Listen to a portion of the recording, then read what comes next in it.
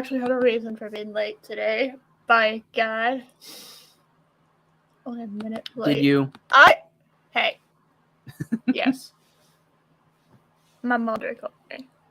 So, I know. Okay. How dare I? How Okay. dare I? So, That's a good reason. that's why. So, I didn't even get to finish my lunch. So, you might see me, like, very quietly eating something. Very subtly. Because I'm very subtle. I'm known for my subtlety.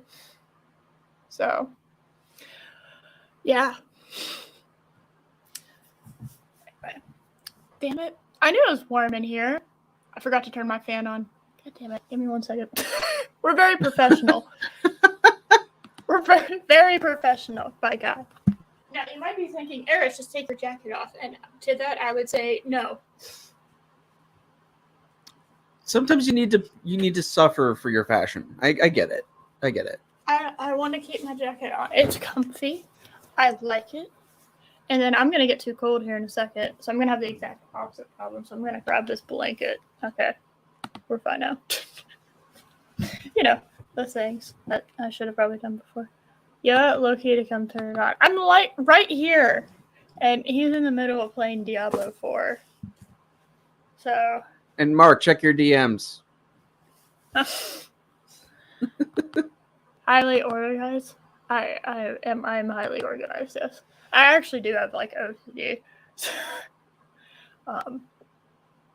When it comes to like organization and stuff. Moving is particularly difficult for me because there's a lot of chaos involved with moving and packing stuff There's up. always chaos. Yeah. Oh, yes. And it fucks with my brain. I don't like it. Oh my God, my computer's too hot. What is that? Everything's gone wrong. Everything has gone wrong.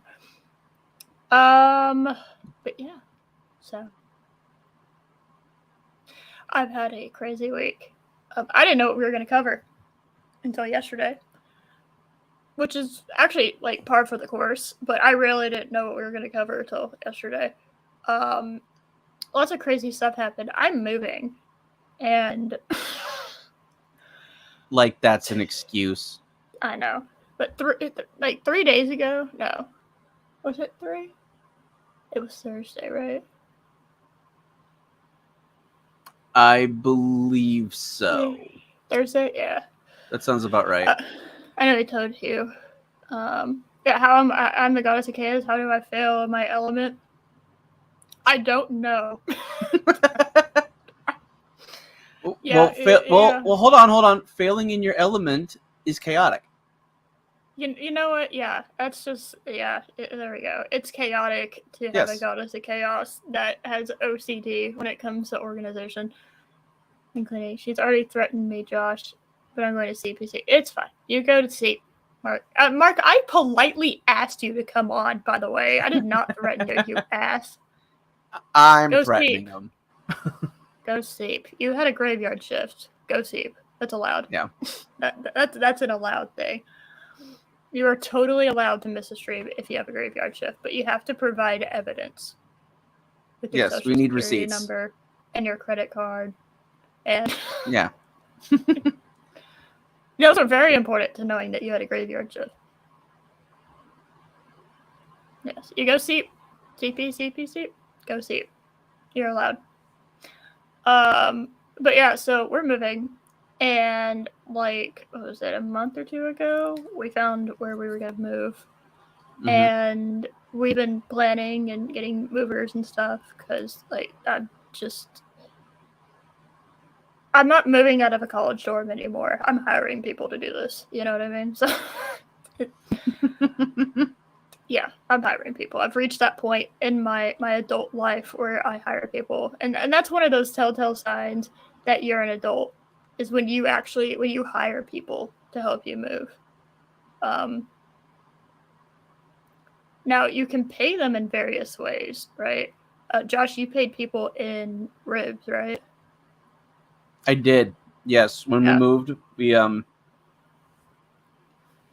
cooked up a bunch of ribs, and my niece, with her friend who was desperately trying to get out of the friend zone came in to help as well. Well, yeah, I mean, if it wasn't clear before, it's like, oh, my uncle wants to move, needs to move. Do you want to come help me? Is generally speaking not something a guy friend agrees to a female friend, unless there's a little something else happening. Generally speaking. Now, there are times where, oh, it's just friends helping friends. But that's one of those signs, Mm-hmm. He didn't get out of the friend zone.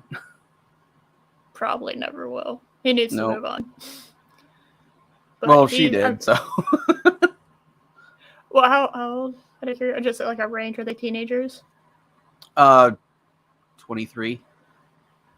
Early 20s. Yeah, he's old. He's old enough. Move on, buddy. You're old enough to you see the signs. It ain't happening. You either need to stop being friends or you need to move on. Those are your two options. And that's the brutal truth. There comes a point where there is just absolutely no way it's going to happen because it hasn't, and there's no sign. So you gotta just fuck up and move on. But anyway, so we were planning on moving. We had all this, set up, and we hadn't moved like any of the utilities over, thank God, because 2 days ago we get a call that apparently, even though the current occupants in the place we were going to move to gave their 60 days notice, they decided that they're going to stay there. Nice. Oh, we're like 3 weeks out from moving, and all of a sudden we didn't have a place anymore.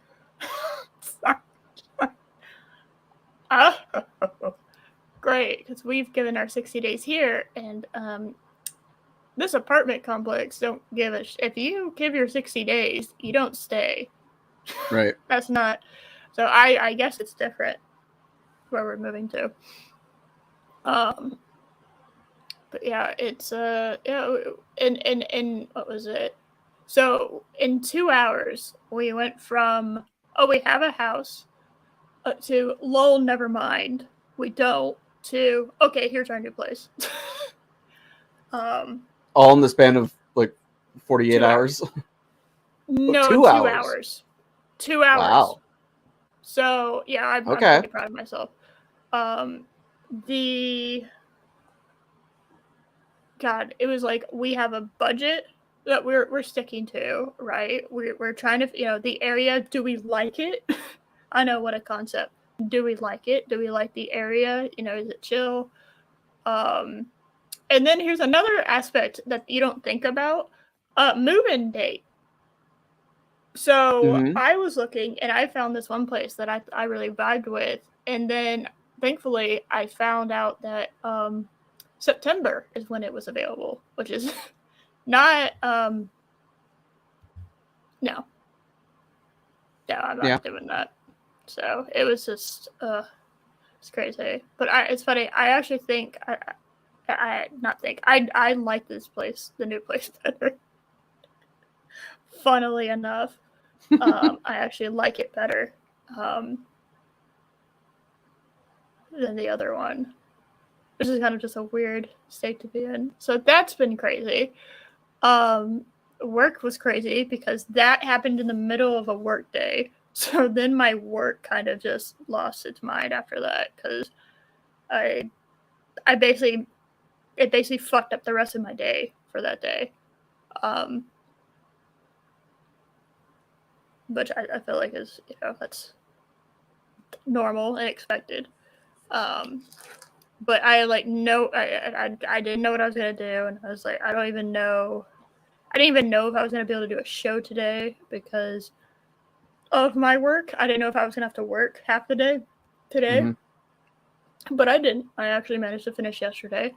I finished yesterday at 10:15 p.m., but I finished yesterday. Okay. But after I finished work, I found out through YouTube recommendations, for some bizarre reason, that Meta, which is Facebook, by the way, I know nobody calls it Meta. Everybody calls it Facebook. Yeah, kind of like how Google is actually Alphabet. Are you serious? That's a real thing? Yes. That's hilarious. Yeah, nobody calls it that. Damn it, Matt G, I'm hungry now. I have food. I have like 3 halves of butternut squash ravioli that are sitting right there for me. So, your hamburger emojis do not affect me. All I have is a cheese stick in front of me. Is it like a breaded cheese stick? No, it's it's a regular cheddar cheese stick. Is it string cheese? No. Then what's the point? Because it's cheddar. Yeah, but string cheese is awesome. This is true. This is true. But cheddar is also awesome. String cheese has a tendency to be mozzarella because mozzarella is a softer cheese. Yeah, Rambam is showing pizza. I am immune to y'all's food emojis because I have a full stomach, and if I want, I have 3 bites of food right there in front of me. Well, right there, but whatever. So, you cannot defeat me.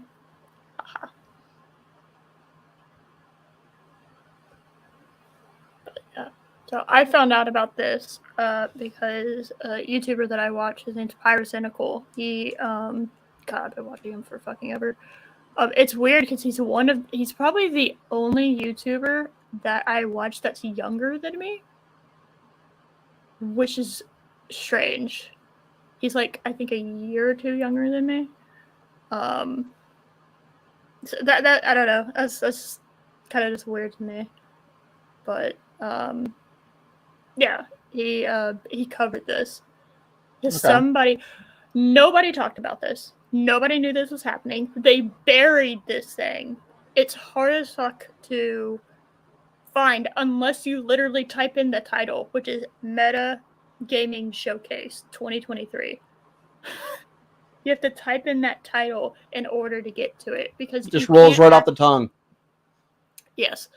You see people like covering it, a few people covering it and doing highlight reels, which I think is funny personally for a highlight reel of this. It's interesting to me that they thought they had enough to do this. And to be fair, it's an hour and 15 minutes. I don't know how much we're gonna watch of it. You know, I don't know how much we're gonna watch of it. I just thought it'd be fun to watch. I'm sure there's gonna be some copyright shit that happens with this. I don't particularly care, you know. I'm very well aware that my streams people don't really rewatch, so it's fine. I do think it's funny. I do like the idea of anybody who does rewatch it having just like gaps of shit, audio wise in it. That's pretty funny, man. Oh, hey, Dave G Sound. And yes, hello everyone. I know I didn't do that before, but hi. We're like 15 minutes into the stream. Hello, people. But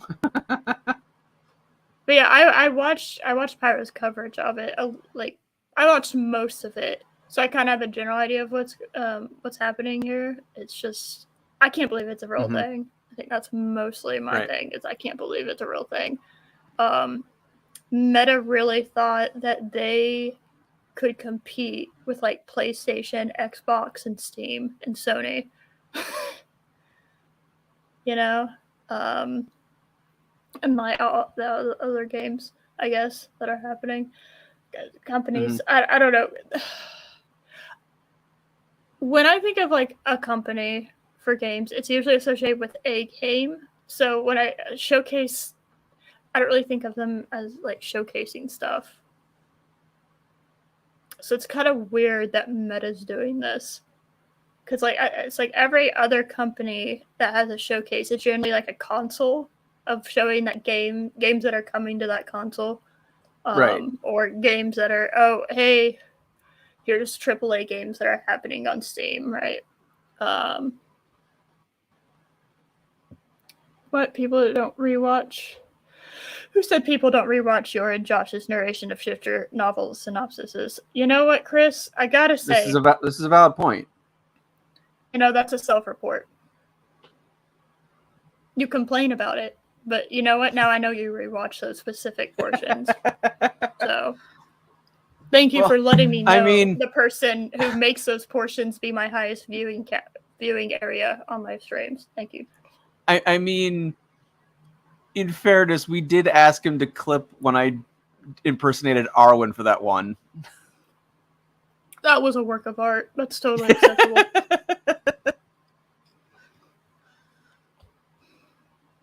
MySpace needs to come back. I really didn't. I don't think I even had a MySpace. I think my first social media profile, I think, was Facebook, and God help me about that. I don't even know the last time I posted. I don't even know if I still have one.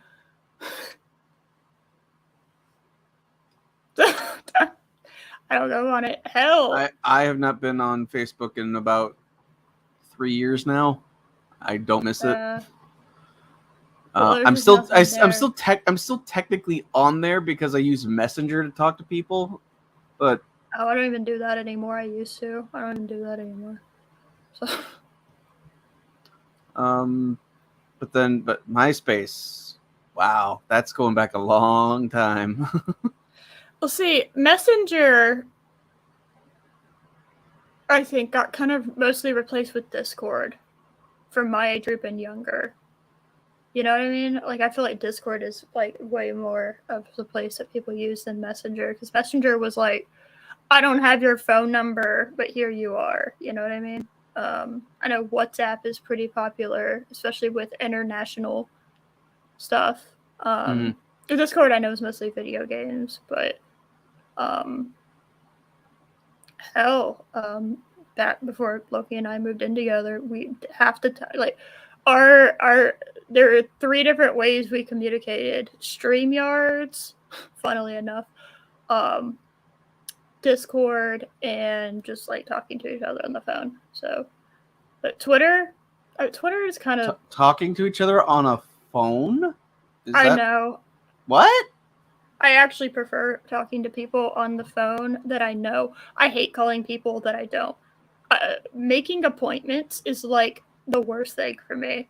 I hate calling people that I don't know, like companies and stuff. I hate that. There's just something about that gives me like super anxiety, like you wouldn't believe. Mm-hmm.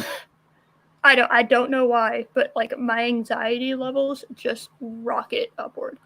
Ooh, Matt G. There we go. Carrier pigeon. Carrier pigeon? That's a good throwback. Yes. Why am I not surprised that Ares and Loki live in the same house? Rambam, please tell me that you knew that. We've been living together for 2 years.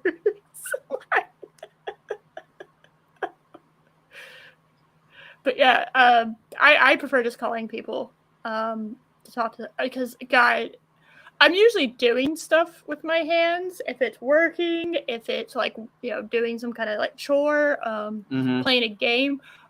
Most at my phone, you know, just playing something on my phone.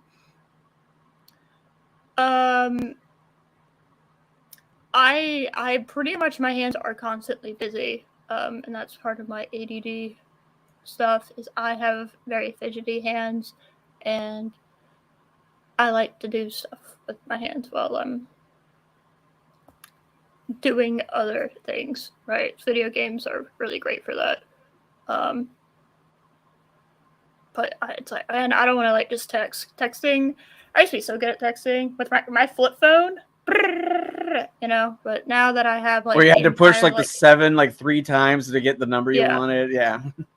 I was so quick on that.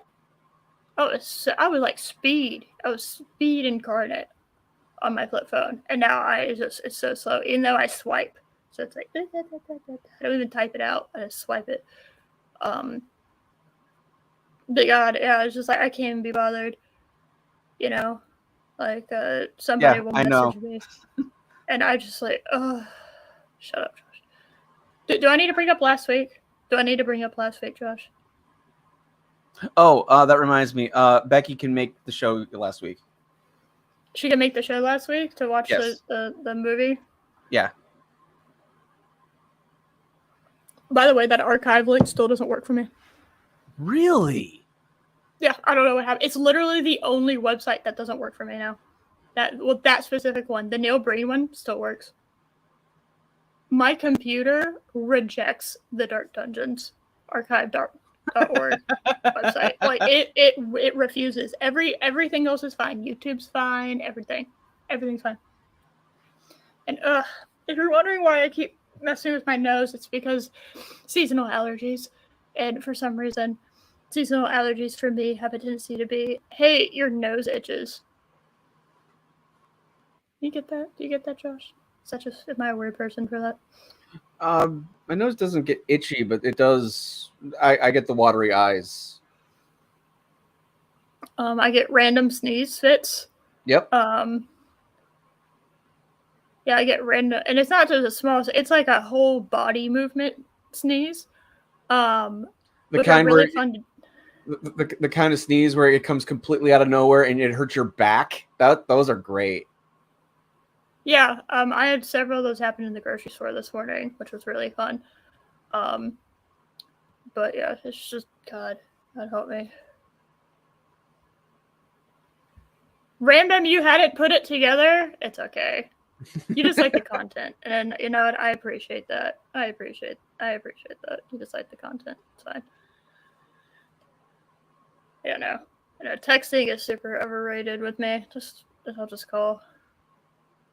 It's like I can spend a 5-minute conversation talking on a phone, which would take like an hour in text to do. It's like, yeah, I don't have time for that. That's also a fair rip. I respect that. Yeah. Nah, it's like, oh my gosh. It's like, oh, you're going to ask? Just call. There is a much higher probability if you call me that I will answer you than if you text me. Much. In fact, it is way higher. Because I'm on my Bluetooth. Usually, I'm on my Bluetooth headphones. I'm in the middle of a game. I can hear the phone call happening, and I see who's calling me, and I'm like, okay, and then I answer. So most of the time, unless I'm in the middle of doing something else, like taking a bath or something, but I will answer if you call me. So, not bad. No, Josh, if a sneeze hurts your back, that's called being old. You need to get your cybernetics updated. I would, but I'm on this planet, not with my, with my people. And the longer I stay on this planet, it does make me wonder, why are we thinking of invading this place? We should just avoid it. I wouldn't bother. Yeah, I wouldn't bother, honestly. It's when taking over an entire world and enslaving its population, when that's going to decrease the intelligence of your empire, is it worth it? I wouldn't even say, like, if you're going to take over a planet, I'd do, like, an uninhabited one that has some, like, cool shit, right? So I'd either do, what is it, Titan? Titan's a planet that has, like, planet, fuck. Moon. It's that moon that potentially has water underneath the ice. Mm-hmm. So that would be a cool thing to do. Or Europa. Europa is also a planet that's like that, or moon. I don't fucking science. Mars though, Mars would be pretty chill. I have to say, Mars would be pretty chill. Europa. Why am I thinking Titan? I'm thinking Titan because of Destiny 2. Destiny 2 has destroyed me. Okay, cool. Titan. God, don't get. Destiny 2. Also, Thanos was from Titan. But I hate you. Oh, cool. But yes, I love you, but I hate you. Destiny 2. All right. I feel like that's how every player feels. All right. I was told you were bringing Titan back. Do you know what bringing Titan back means? That means that on my home screen, I should see a planet called Titan or a moon or something. I should have something that's called Titan. I shouldn't have to go through this new thing that then I go through a Stargate ripoff that goes into a single room that has a monster on the outside, and that is technically Titan. That's not Titan. Assholes. You should have made another game. God damn it. We should be on Destiny 4. Not still on Destiny 2. But the fishing thing's fun. I like fishing. The fishing aspect is fun. So. Yes, I am also playing Diablo 4 right now because I was one of those people that decided that I wanted early access, which is such a gamble with games, especially AAA games. But right now it's paying off, actually. I have no issues with it. No lag, no problems at all. Story's good, the gameplay's flawless. I don't know if I like the healing potion mechanic yet. It's not as intuitive, but like I kind of get why they're doing it the way that they're doing it now. So. Yeah, I wish I could say the same thing about Star Trek Resurgence. Overall, I like the story. The audio glitches, the combat, the fact that you can't save, that's irritating to me. Oh, yeah, it's all auto save. You can't go back and replay your favorite chapters or anything like that. So if you want to redo this particular mission, you need to replay the whole thing. God, what? How did they not learn from the Man of Medan bullshit and that whole thing? Where, like, and even then, I thought you could go back, maybe, but maybe not. Part of me wonders, I haven't looked into this, but part of me wonders if they had originally developed the game as like an MMO. MMO. Just I'm sure I would if you had a picture of what it was associated with MMO. Describe.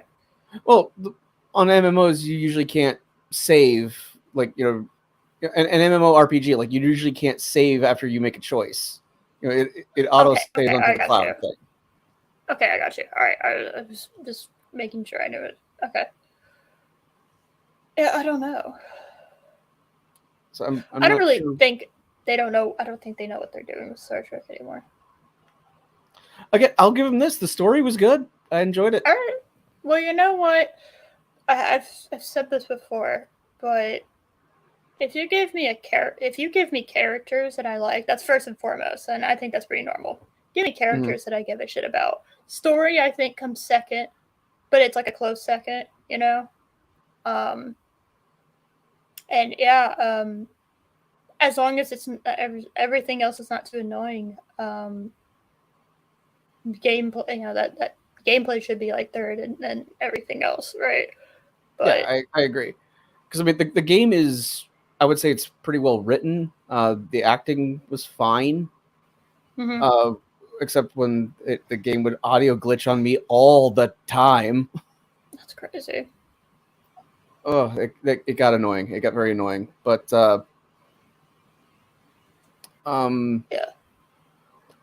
the characters weren't as in depth as I would have liked, but you know, they serve their function. Like, you know, they fit archetypes, so they did well in what they had to do.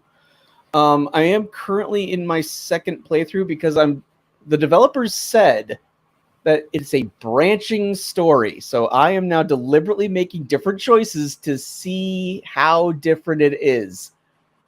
I'm leaning towards it's an illusion of choice type of thing. Yeah. Like, the choices affect your relationships with the various other characters, not the actual story. That's what I'm testing right now. They did that a lot in The Walking Dead Telltale games. And this game very much feels like a Telltale game. Yeah, that was only one of the issues I had. It's like, okay, so you decided to save this one guy instead of letting him die, but then he ends up dying like 30 minutes later anyway, so it didn't matter. You know, I don't like that. Like that doesn't. It's like, okay, that's not a choice. That's an illusion of choice. I will say that something because the Until story is Dawn. unaffected. Yeah, because the story is unaffected. Just people's reaction to you is slightly different, but it doesn't change the story. Yeah, like Until Dawn, I thought did a better job of that kind of stuff. It's not a perfect game by any means. I do think that the opening song absolutely slaps, and it's fantastic. It's a cover of "Oh Death." It's absolutely fantastic. Um, but if you, so I don't like, hey, quick event and someone dies and then I can't go back and redo it. I understand that's supposed to be like a real life aspect, but I don't like that. I'm looking for escapism, not to do something that I can do in real life. But keeping like your relationships with characters gave you different choices, which then gave you different situations that could lead to a certain character either living or dying, or whether that, so like a situation would come up that wouldn't otherwise have come up had you not, like, I don't know, been hostile to them, right? If you would have been friendlier to them, then they wouldn't have gone off by themselves and they wouldn't have done any. That's better. Yes. And maybe I'm misremembering the game because I have a lot more favorable. I favor that game a lot more than the other ones they did in that series, but like by a wide margin. That was their best game in that series. But something like where you have to choose between like this group or this other group, and like whoever you pick, we have to save these people, but it means the other group is going to die. But then it doesn't affect like that group still joins you, and your numbers are still the same no matter what. Like it doesn't change really the story. It's just the characters that are around you. Yeah, that's the illusion of choice I'm talking about. Yeah, I don't like that. No. Oh, another good example is you have two paths. This happened a lot in Until Dawn. You have two paths, and you can do the safer route, or you can do the risky route. The risky route has a lot of quick time events. But if you get through it, it guarantees basically that you're going to live at the end of that. Whereas the safe route, ironically, you have like a 50% chance whether you're going to live or die. It's like I like that better, because it is riskier for you, but it's also riskier for the monster that's chasing you. I don't know. I thought Until Dawn was pretty good. It's probably the best version of that type of game that I've seen. Again, might just be because I really liked watching the playthrough of it, and seeing different. If you can go through and watch different people's go through it, and they have completely different games. Oh! Another good version of that. So Until Dawn's good. Detroit Become Human is too. Really good with that. I watched somebody like entire cutscenes. That was Detroit until was it Detroit? Was that the same company that did like Heavy Rain and I don't know. Or the one with the girl previously known the girl Elliot Page, the girl previously known as Ellen Page. I don't know 100%. There was a game with like Between Two Souls, I think was what it was called. I don't know. I only know in Detroit Become Human, I watched a playthrough of somebody doing. There's a detective, an android detective, and then an older guy who hated androids that was also a detective, and their interactions were some of the best in the game. And I watched people choose like all the good things and get like a special cutscene at the end. And then I watched Charlie, also known as Critical. He decided that he was going to choose everything wrong for him. And that was actually incredibly hilarious to watch. You wouldn't think so, but it was really, really funny. And it ended up with the main the older detective. Yeah, Clancy Brown. Yes, Clancy Brown was the guy who did it, who voiced him. He did Lex Luthor, and he also voiced Mr. Krabs from SpongeBob. What a weird.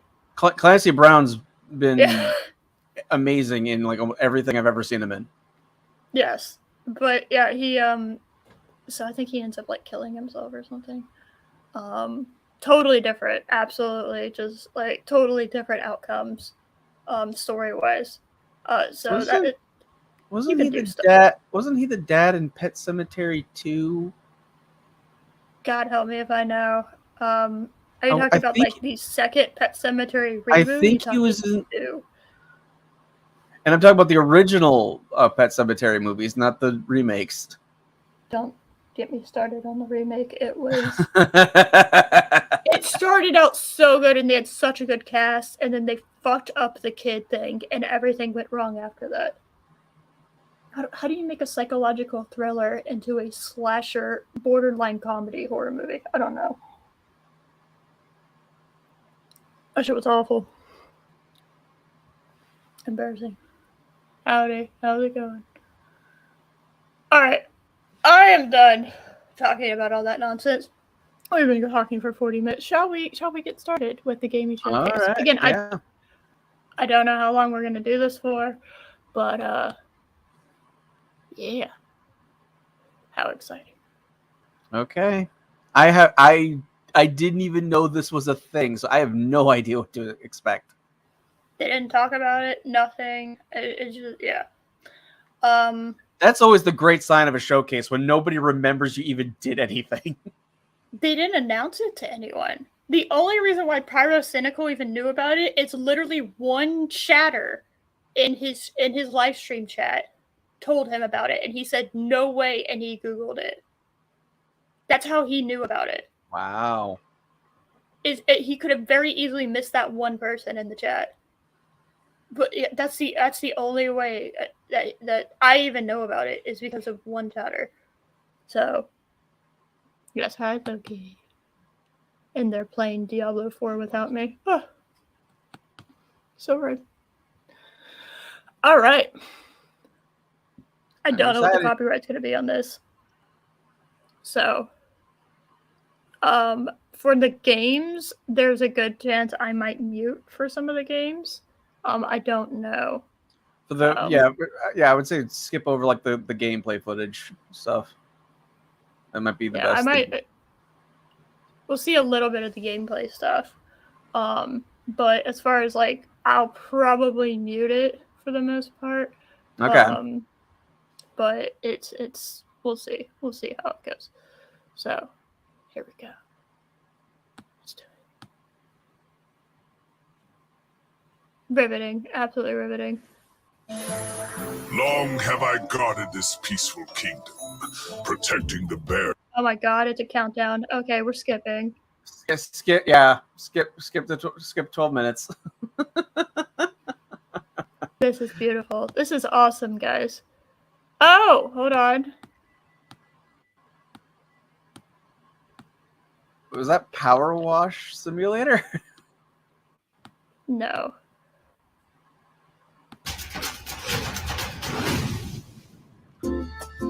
Oh my god, it is. It is Power Wash Simulator. Unironically, one of my favorite games Mark has ever played. Okay. So yeah, you mean Markiplier? Yes. Yeah, you wouldn't. I don't know what it was. I absolutely loved his playthrough of that. I don't know why, but it was so cathartic. Is that the word I'm looking for? Yeah. Yeah. Just everybody, just to let you know, MetaQuest is for ages 13 plus. Okay. Yep. Just you can't, because that's the age you have to be in order to have a Facebook account. But that's fine. That doesn't mean anything. Let's see. Really all right, doesn't. all of the games you're about to see today even the ones you'll see for the first time, because I've definitely seen these games before, are slated to launch within the next year. There's always a risk of games slipping due to very real challenges of development, but we want to show you games you'll be playing sooner rather than later. I love that. Can you imagine if any other company that was doing games said something like that? You know, there's this real like risk that the games we're going to show you are probably not going to really, you know, it's not really going to be the game that happens, you know. Which I feel like most people nowadays, it's like, so I'm so impressed so far with Diablo 4 because it's very smooth. Now, to be fair, I'm in early access. The main player base hasn't joined yet, and God only knows. I don't know. I'm just happy they're doing that so that they can get like a vibe on the servers and whatnot, and see like what they need and what they're, you know, do some little fixes in the background and whatnot. So, but yeah, I mean, it's gonna be crazy when it comes out. That said, there are so many amazing games in development that aren't in today's show. Trust me, there are amazing games that we're not showing you. If you don't see a game you're looking forward to, sit tight. We can't wait to share more details on everything we have in store this year. Thanks for watching, thanks for building, and thanks for playing. Let the games begin.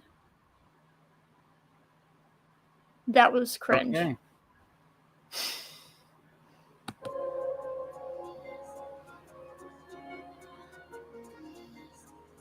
Woo! Oh my god. Later in the show, we'll explore Oculus Studio. Woo! Jesus. Okay, there we go. All right. I'm turning down the volume. There we go, guys.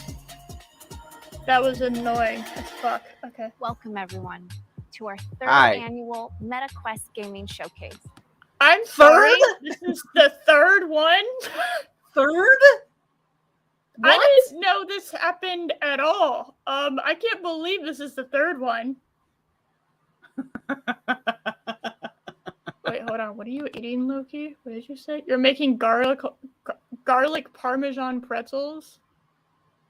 Are you using the Kraft Parmesan that we have in? He loves Parmesan, man. I've never seen anyone love Parmesan cheese like Loki does. Parmesan's good. I like it as like a, you know, it's like a,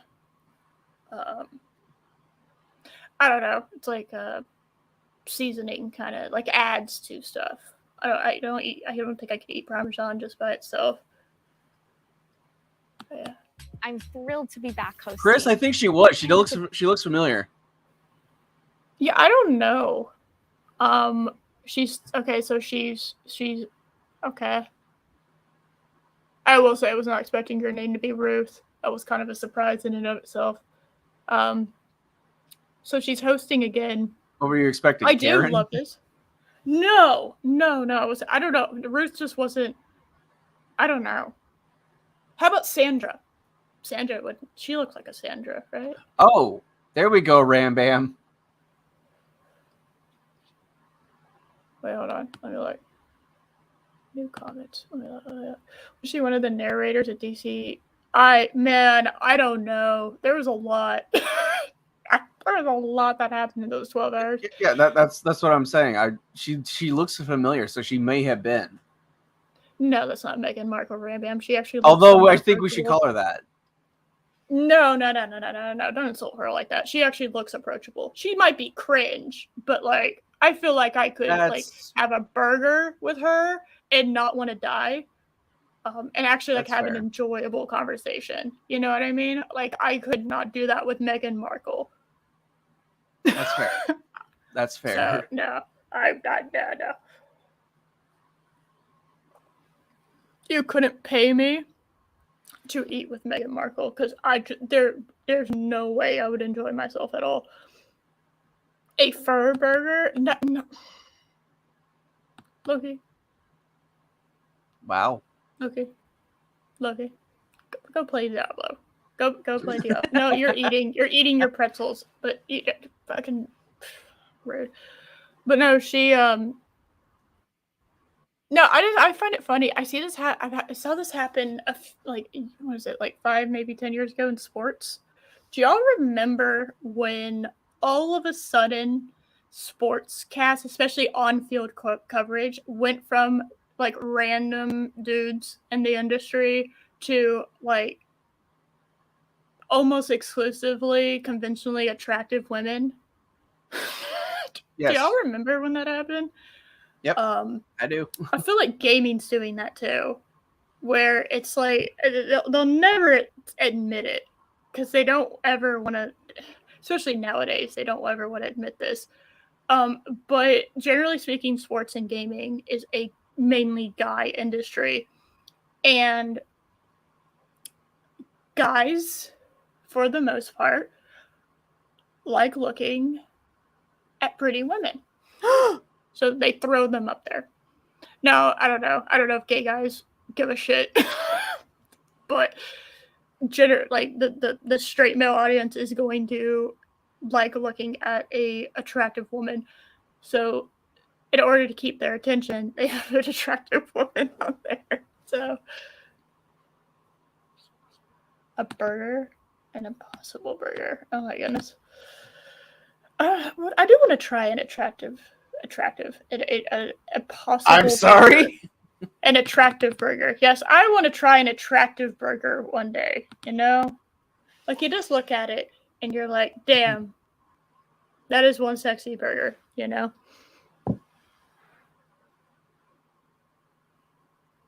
Oh, come on. Are you gonna deny that you don't want a sexy burger? Come on, Josh. Don't lie to me. I mean, I'm pretty hungry right now, so a burger sounds amazing. I would even go down to my local McDonald's right now. That's how much I want a burger. Yes. I want to try an Impossible Burger though. I just to try it. I don't know if I'm gonna like it. I do think part of the issue with the no meat burgers or the no meat whatever is that they try to claim that it tastes exactly the same, and I think that's a losing battle going in. Yeah, it's like just say it's a meat substitute and just get over it. Like don't act like it tastes exactly like meat because it's not going to. Mm-hmm. It should be good on its own merit. So. And you know, I was earlier this week. I was on my way home from work, and I noticed there was a Five Guys on my route that I had never noticed before. So I went in to see if it was any good because I was dying for a burger, and it's like it's just so expensive right there now. And I'm like, why is it so expensive to put Five Guys in my mouth? I went a long way for that. You have to pay for them all, Josh. God. Sex work is real. I went a very long way for that joke. Man, you like Mr. Fantastic reach for that joke, but it was funny, so I'll give it to you. I did have five. I did get a Five Guys burger this week, and it was amazing. Good, nice. I would just say, like, don't advertise it like it's gonna taste the same. It just offer it as like, if you want to offer like a vegetarian substitute, offer a vegetarian substitute. I have absolutely no issue. Just do it. Just do it. Just be like, hey, it's a veggie alternative. And that's all you have to do, because when you say, oh my gosh, it's like impossible how much it takes, it's like, no, you just use like black beans and shit. Like, it's not impossible. It's just literally I can hear the fucking oven going off from him making pretzels. That's funny. Oh my goodness, Dave G. I love it. There's no meat in that burger. Not true. That's impossible. Yeah, it's like, yes, thank you, Chris. Thank you. That made it worth it. You know, I just think it's kind of silly to be like, oh, it tastes exactly the same. It's like, I've seen gluten-free shit like that too. And when I was in college, I knew a girl that was actually like legitimately allergic to gluten.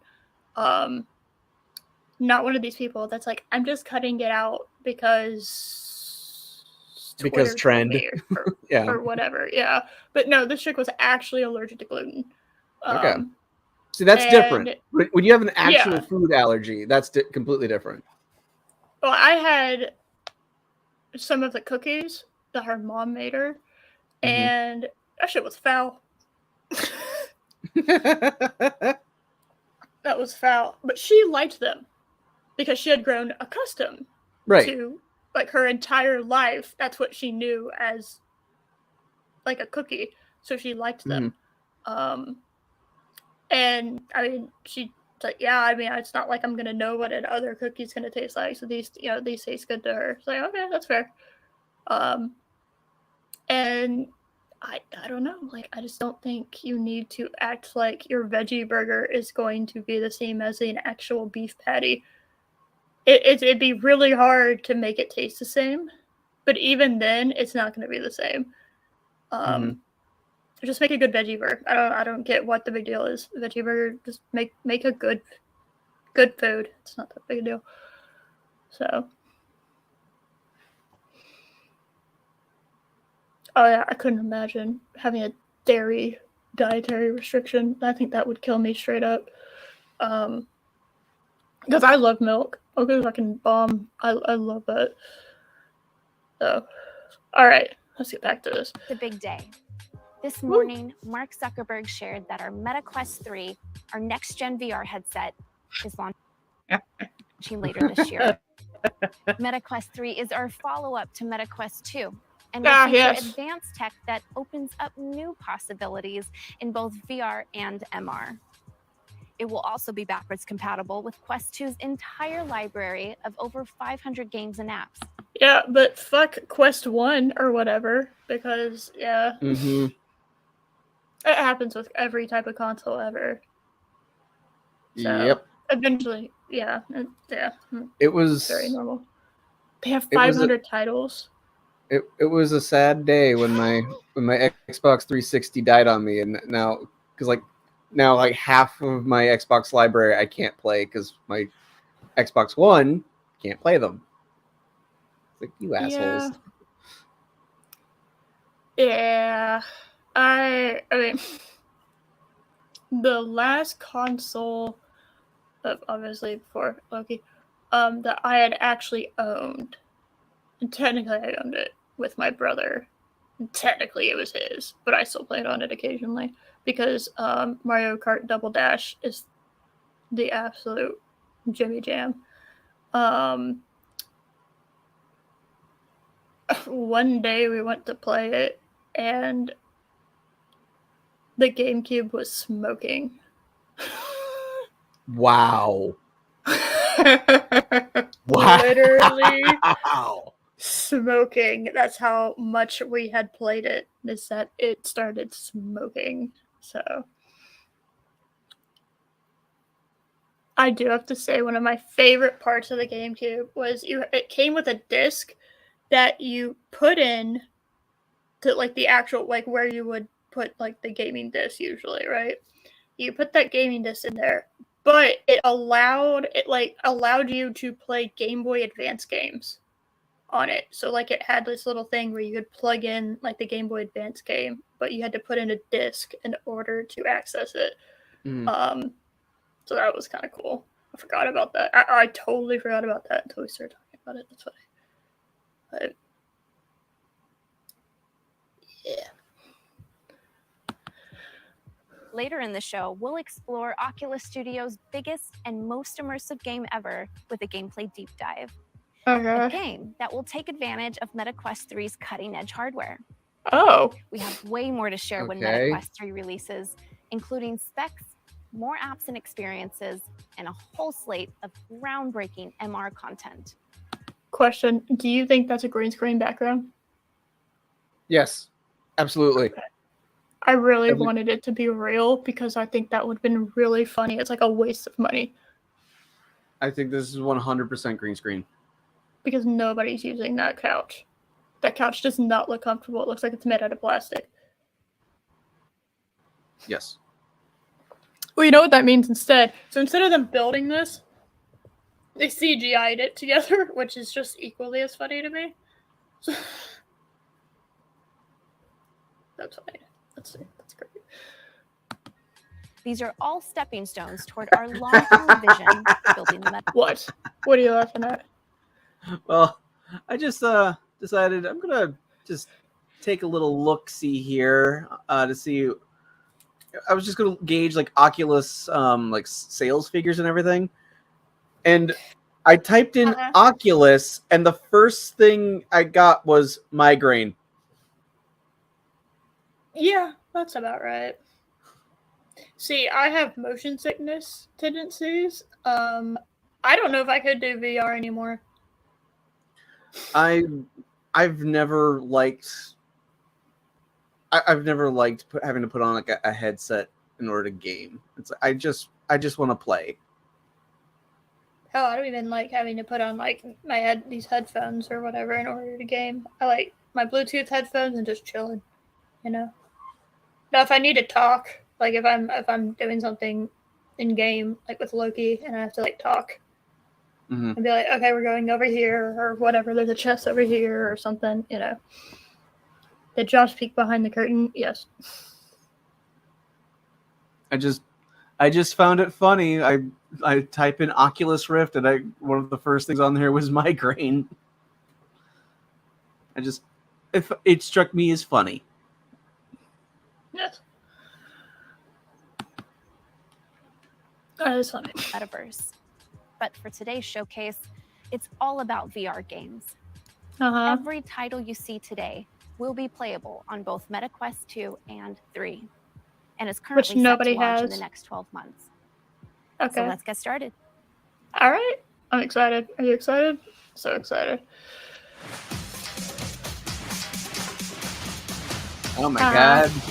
Oh my goodness. Oh dear God. Oh no. Oh, it's a worse version of Dance Dance Revolution. That's exactly what this is. Stop it. It's literally a low quality discount version. Wild physical gameplay, you're just dancing. And you look like an idiot. You look like a total moron. Also, the only way they're able to do this is because they don't have a coffee table for some reason. Most people have coffee tables because they like to put they'll eat in the living room and they'll put something on there. This is embarrassing. Like, this is awful. I remember when Xbox tried to like make the very true. Yeah. But I remember when Xbox tried to make the Xbox what was it, the motion sensor that they had, like practically mandatory. And is that the motion capture or whatever? What was that called? Kinect, that was it. Kinect, yes, with a K. Which died a very quick death because it sucked. Yes. I mean, I got it I did have one, and I did pick up a few of the Kinect games, but I don't have to put anything on in order to use it. This just looks stupid. Yes. And it still has the problem of you need to rearrange your entire damn living room in order to play a game. I just want to sit down and have fun. Yeah, it's kind of annoying to have to... I don't want to do that. I don't... It's annoying. I don't like that. I just don't like the idea of having to... What? Do I need another room? Like a game room? That doesn't have any... This is so unrealistic. Yeah. The amount of room you would need in order to do it. It's just... I don't know. VR just isn't interesting to me, personally. Plus, they're also showing all these character models from like third person perspective. So, but what are you actually seeing? Oh yeah, like this is a fun game that Pyro was playing yesterday while watching this. See if you can find the text that says this is like all made like rendered in cutscenes and not actual gameplay. See what if you can find those, because they like to put them like at the bottom here, very small. Oh yeah. So this looks like total shit. There's nothing really about does. that made me. Yeah, no. Ugh. Sega, I'm disappointed in you. Samba de Amigo in VR. Uh-huh. I cannot be more excited. I can tell. Oh, hold on a second. Okay, what did you say? I know you have a VR. You have the second generation Oculus, which has sat in a drawer for 2 years. Why? Because exactly what Josh said. Yeah. When he first moved in, we were going through and we were trying to figure out like what we were gonna put, what were we gonna keep in storage, what were we going to, keep up, and the VR shit. We talked about it, having it in his office, but you have to like put shit on the walls, and you have to like we would have to move his chair out of. We'd have to move so much shit, and then there's like breakable shit around. Like figures and other collector. It's just you'd need a huge ass room in order to do it.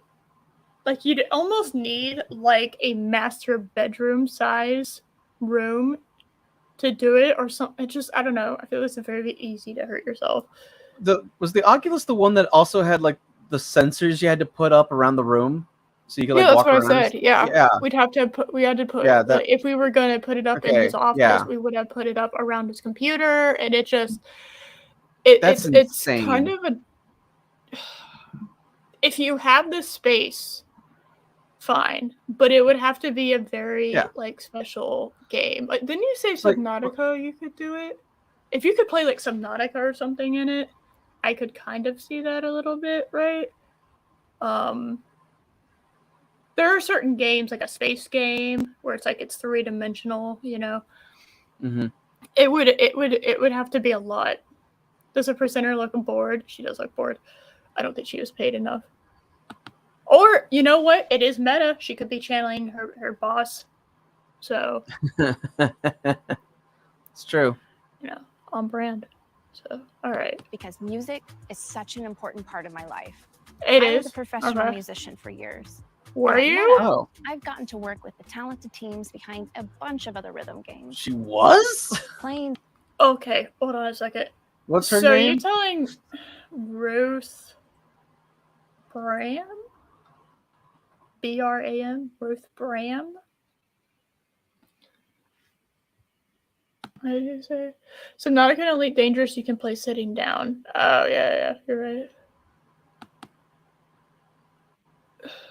I don't know. I don't really. She has a YouTube page. Ooh. She hasn't done anything for me to like get mad at her or anything. No. I just don't think that she was paid enough to care. And I don't believe for a second that she's excited about this game. At all. Samba de Amigo in VR. Oh my god. Feels like it's always the one. What? So fuck. What? Eris, you have more subs than she does. Oh, that's not saying a whole lot, to be perfectly honest. Jesus Christ. And she has multiple videos of where it looks like she's doing like promotion for guitars, and they're like 13 years old. And that's about it. All right, so she kind of did a YouTube channel. I'm leaning more towards she was like a paid presenter. Yeah, I could totally see that. She's a paid presenter. Okay. Yeah, that's fair. Okay, there you go. I sent it to you in the private chat.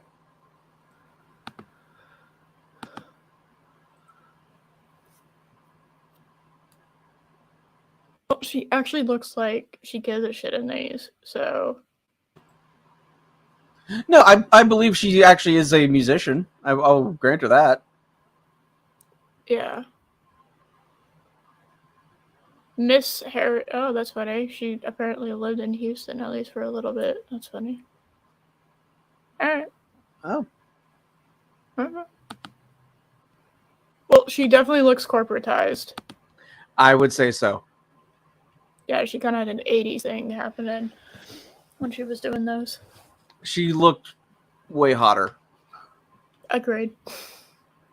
Agreed. And I can't wait to see everyone shaking their maracas when Sega brings the game to the MetaQuest store this fall. Yeah, I can already get a discount. Shell Games revealed. Nice. I love that. I love that it's on pre-order and already 10% off. That gives me hope. Now, I could see, like, if you're really trying to hype the game up, maybe giving a little bit off, right? But yeah, like a pre-order discount kind of thing. But then, like, as soon as it goes live, it's full price. That'd be one thing, to entice the pre-orders. But shaking your maracas is racist potentially. Oh my goodness, that is potential. Yeah.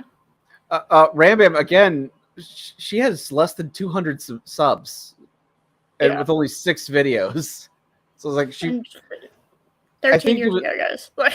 I think she was. I'm guessing it was more of a. She was using YouTube as her demo reel. Yeah. Yeah, I could see that. What else do we got? Die 3, Hog in the Machine. Today, I can confirm that this third helping of Spy Jinx is coming to the MetaQuest. What? Shake your what did I say? Shake your okay. Shake your maracas, darling. It would at least make your presentation interesting. Oh, I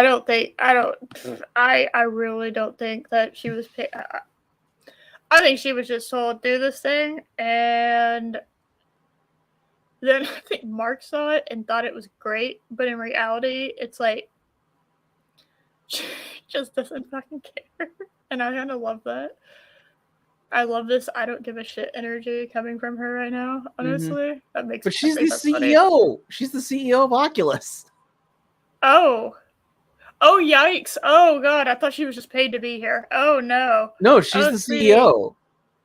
Oh, no. I think she was this paid presenter that just made her way up the corporate ladder somehow. Good for you. You look happy. Props to you, I guess. Yeah. But what did it cost? What did it cost? Quest store this year. Okay. Hopefully your skills haven't gotten too rusty. Because this threequel will send agents on their most challenging mission yet. Threequel? You can just say the third game. Yeah. You don't have to say threequel. Threequel's strange. Confront more villainous villains. Tackle more perilous perils. More villainous villains and more perilous perils. Man, who wrote this? They need to be fired. She didn't write this. Who wrote this? I'm just Mark Zuckerberg. I'd expect to die a few more times. That is oh. Oh, you are either very strong or that steering wheel was not attached correctly. Oh. What? Okay, that gave me like instant ripoff of Stanley Parable vibes. A little, yeah. Okay. Dr. Roxana Prism is a former inventor for the agency. Okay. She truly believes she can create a better agent. Okay. You'll either prove her wrong or prove her right. Okay. You're dead in that sense. Okay, so should I skip or should I continue going? What do you think? Do you think I'm doing good enough on copyright? Do you think I should lower the volume or something? What do you think? I mean, these are all trailers. So I'm gonna lower right? it. I think so. I don't know. I've never heard of any of these games. Okay. Once you're dead, everyone will see just how superior my robots are to human agents. Okay. Do it again and you'll have 10 cents. Okay. Okay, so it's just like a spy game. We get stronger. So it's a. We can fly now. It's simply a matter of time. Oh no! Whoa! I was in the middle of changing. Hold on. No. Oh no!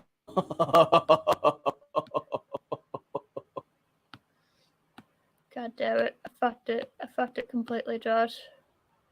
Every time we How dare you. Agent Phoenix, we Hold get on. stronger. Check this Hold out. on. We can fly now. It's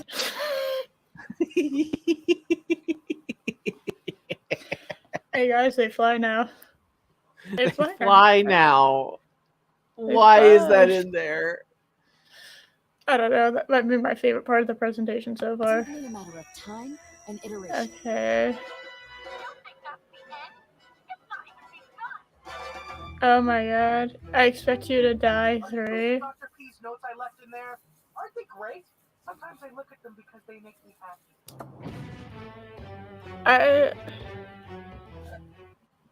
Series in order.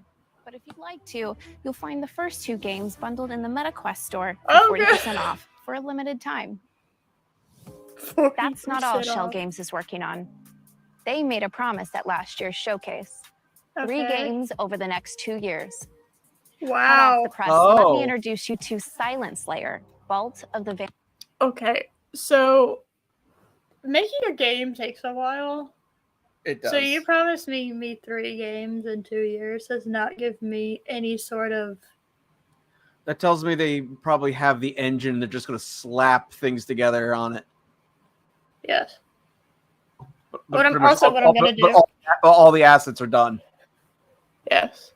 What I'm gonna do is I'm gonna just like skip through most of the gameplay now because I'm realizing how long this is gonna take, and no.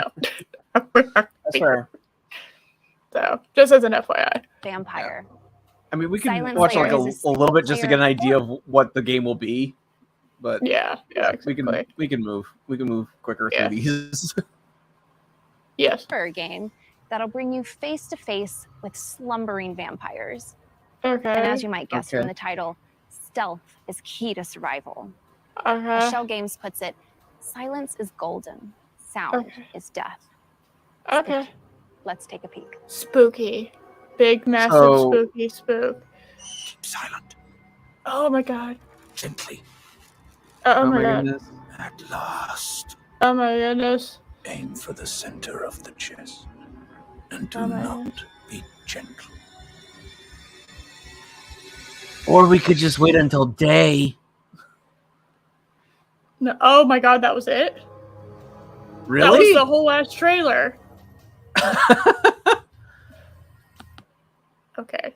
You know that I actually That wasn't even appreciate trailers that just get to the damn point. You're supposed to be quiet and vampire.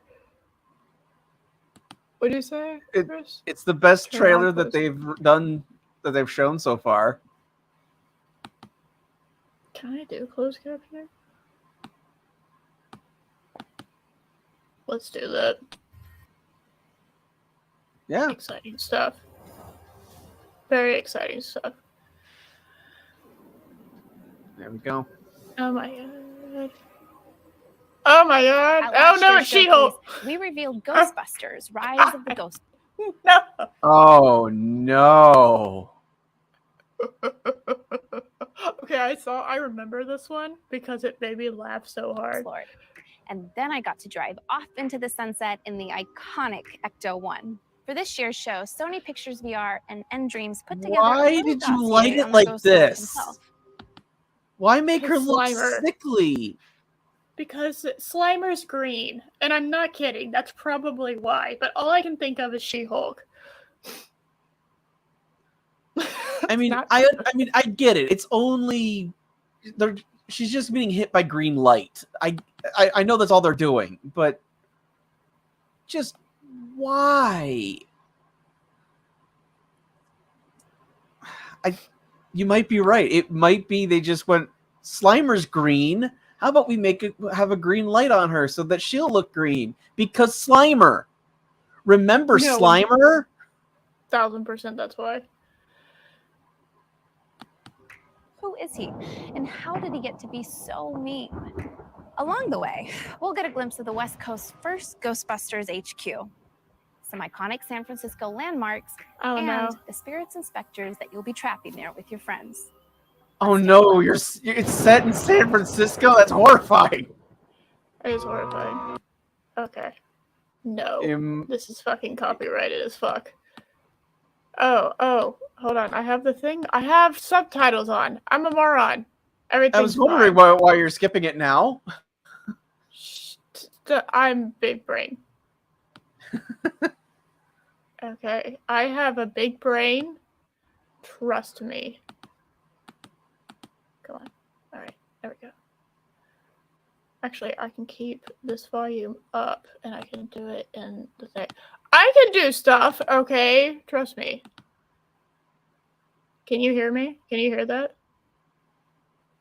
I can hear you. Okay, you can't hear the thing? Okay, cool. No. I can hear it still. That's why I was asking. Because I muted it on StreamYard, but I can still hear it.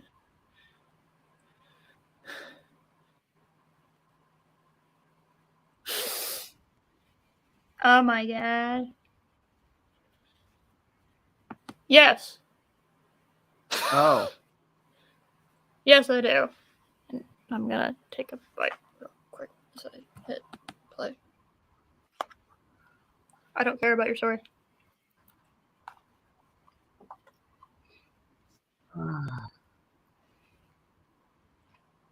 Why? What? Okay.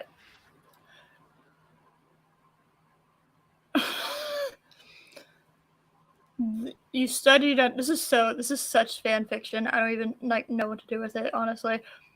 Your OC character studied under the Ghostbusters and they thought your big brain research was super dangerous, so now you're trying to prove them wrong. This is like the most OC fanfic thing I've ever heard.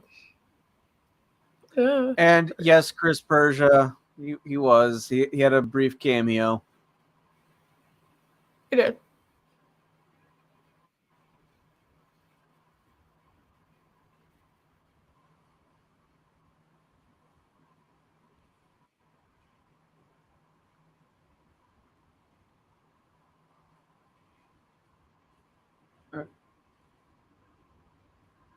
Oh. Marvel's Katie understands. Oh my god.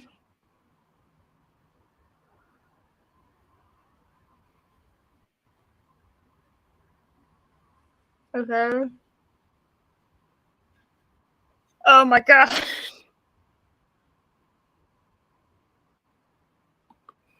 So Ghostbusters are the enemy. The Ghostbusters are evil because this man just wanted the world to go green.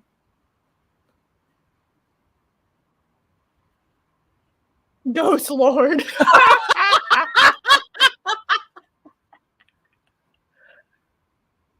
That's funny. Well, that looks terrible. Okay, I'll go ahead and say that. That is so fanfic. I don't know what to do with it. Mm-hmm. Yeah.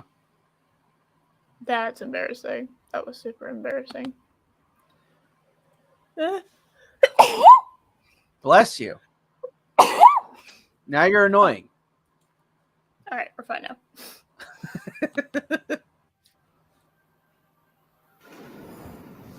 That was easily the worst trailer so far. Oh, really? The team let me into the San Francisco Ghostbusters HQ a little early, and it's still under construction. But I've got my proton pack, my PKE meter, and I know exactly who I'm teaming up with to take out the Ghost Lord. Because if there's one thing you can say about me, is that I ain't afraid of no ghost. Cringe. Oh. Cringe. Cringe. Anyway, when we asked one concept, Why were- developers of Rocket NX, Why? So you dressed up in that whole outfit for that one little thing, and then bam, you're back here. Why even bother with the skit then? It's meta. Why not wear the Ghostbuster suit when you're introducing the game? Meta. Oh. You're expecting good things from meta. I just want you to know. I mean, that's, yeah. Yes. What's something you think you pulled a cringe muscle? That's fine. Players will love about your new game. They said you can lose an arm, then pick it back up and bash your enemies with it. Oh. There you go. Oh. Underdogs is a physics-based brawler where you wrap yourself in your 5-ton gorilla mech and rampage through New Bracca, the 22nd century mech fighting capital of the world. Take on whatever the pitmasters throw your way and upgrade your mech to be Robot even more jocks. fearsome. But remember, the more you climb the ranks, the more every lowlife in the city will be gunning for you. So get ready to claw your way up the food chain. Okay. Audio off. Oh.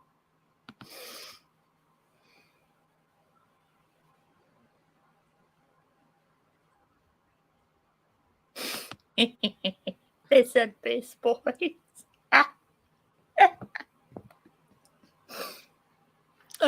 That's funny. It's funny. I like the face. The music, actually, I really like the music in this trailer, though. But I can't have y'all listen to it.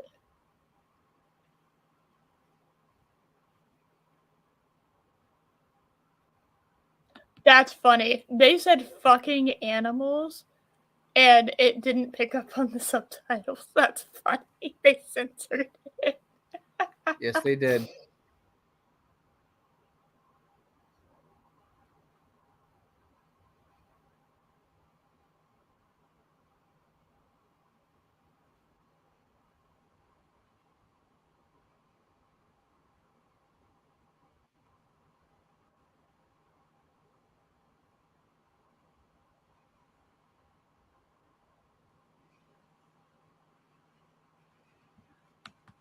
So I'm saying what am I even looking at? It's Fast and Furious kind of style with mechs. But it's mechs. That's what I get from this. Okay. So yes.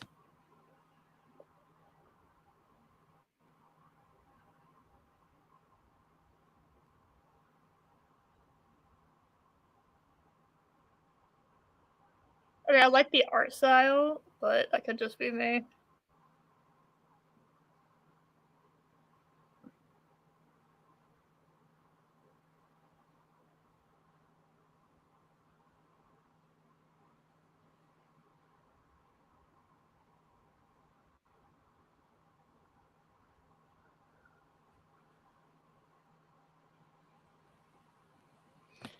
I'll say this. This is the best one so far. I don't know if that's It's the one that I would be the most intrigued to play. If it wasn't on the frickin' Oculus. I don't give a shit about that. Yeah.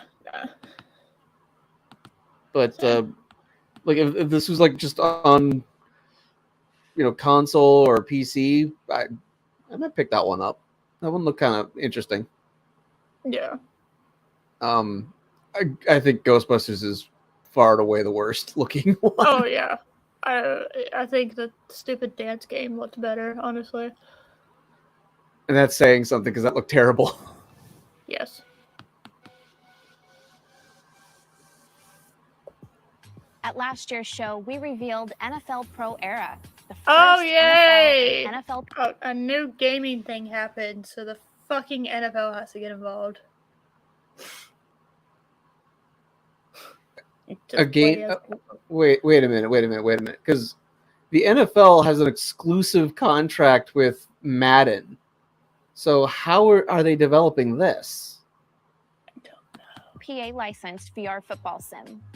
Since the game's October, you've completed what? Oh wait, never mind.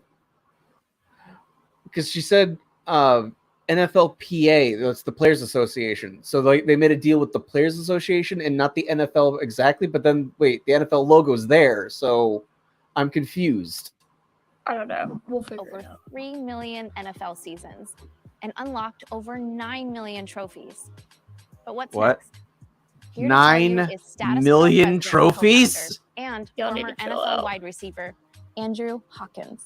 Hey, Thanks, Andrew. Ruth. Our goal last See, it's a real set. They are sitting on couch. They are. Yeah, year at Status it is. Pro was to give people What a creative nickname. His last name is Hawkins. Let's call him the Hawk. I wonder if that's a nickname he gave himself. I don't know.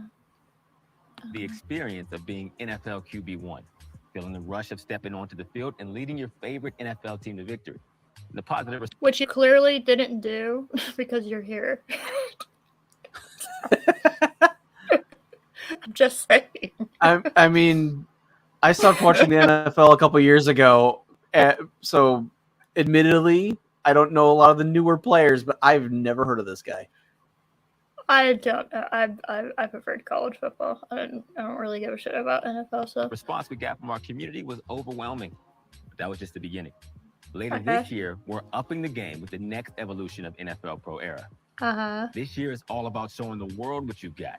As With the new opposed to version last of year. NFL Pro Era, we're expanding multiplayer so you and your best friend can pit your favorite teams against each other and see who comes out on top. Oh Okay. my Competition God, out there. what a revolutionary concept of being able to play your friend. Isn't that like fantasy football though?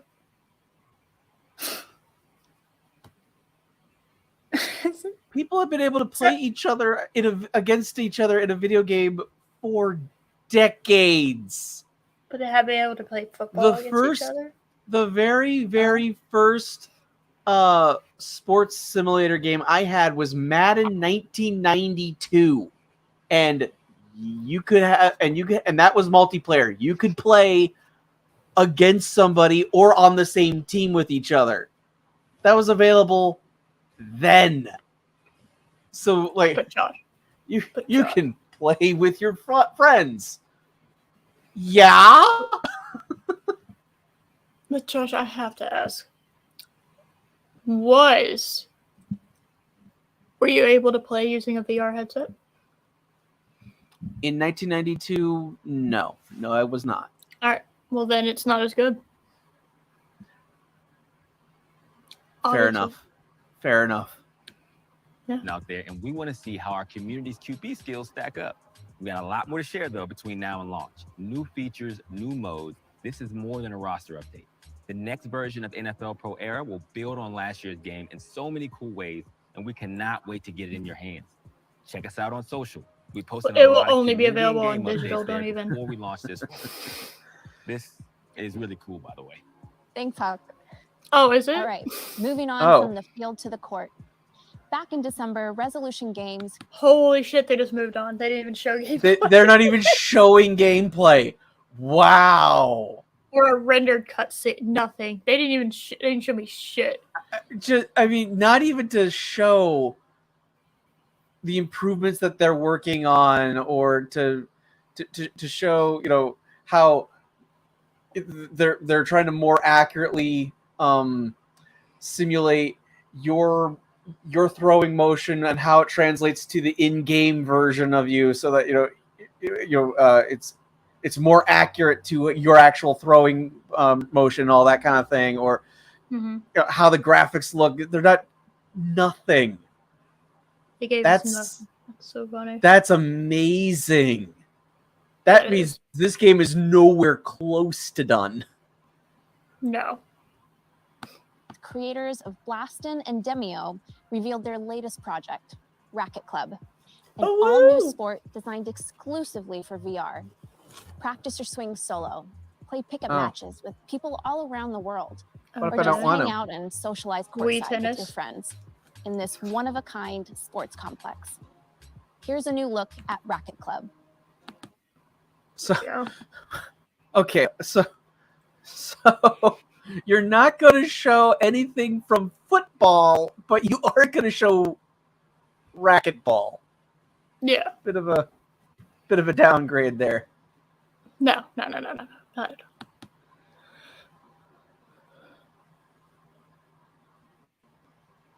How exciting. This looks like so much fun.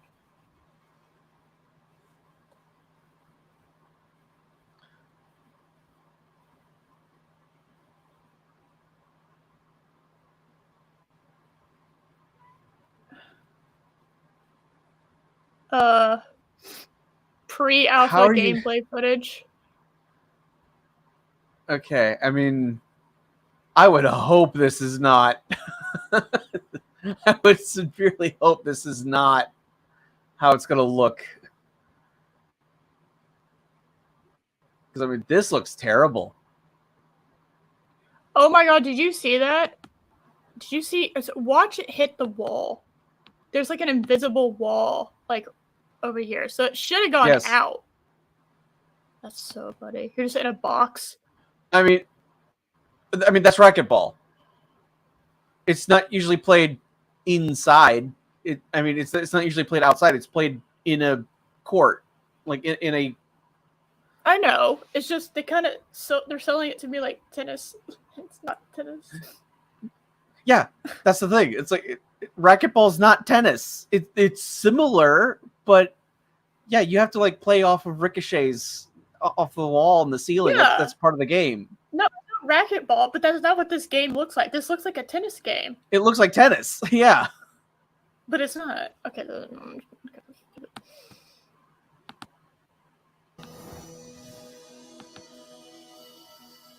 What a generic artwork. At our debut gaming showcase, I premiered the launch trailer for Wraith: The Oblivion Oh, we didn't. We're not even gonna fucking talk about it after it. That's funny. We're not even talk about it. Yeah, whatever. It was the first VR game. Did I say Rocket Club? Same thing. And today, we're diving back into the world of supernatural horror with an all-new adventure RPG, Vampire: The Masquerade Justice, which will send you to Venice. But not the Venice you see on postcards. Ah, yeah, because I know some people in Venice. You are a vampire. Cool. Comfortable in the city's darkest shadows. Alright. Hide in plain sight. Drink the blood of mortals. And No, I'm supposed to hide in the shadows. Empiric abilities to become the ultimate judge of the guilty.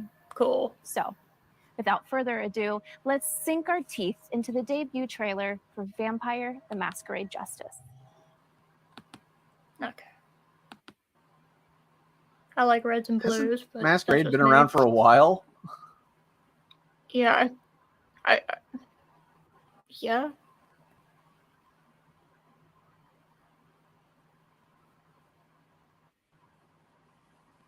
Okay. At least there was graffiti telling you to be stealthy. Stealthy. Press A. This looks really shit, but it looks like it could have been good. Like, okay, if this game was in like next gen graphics and it wasn't made for VR, I feel like it would look gorgeous. You know what I mean? Well, I was gonna say, isn't Masquerade like? Haven't there been like multiple games set in this universe? I think so. I'm not that familiar with it. I know Loki is, but I'm not that familiar with Vampire Masquerade stuff. It's like this is not their first rodeo. No. So it's like you'd expect better. Yes. Oh. I see Apex Predator and I just think of Cheetah from Wonder Woman 1984.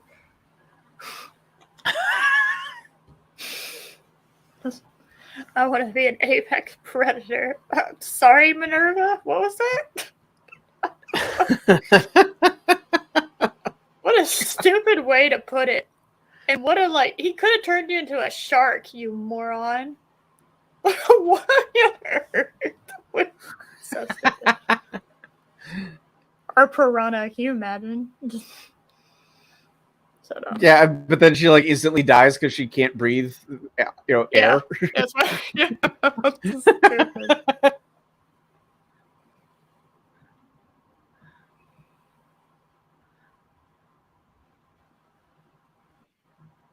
Oh, big spook.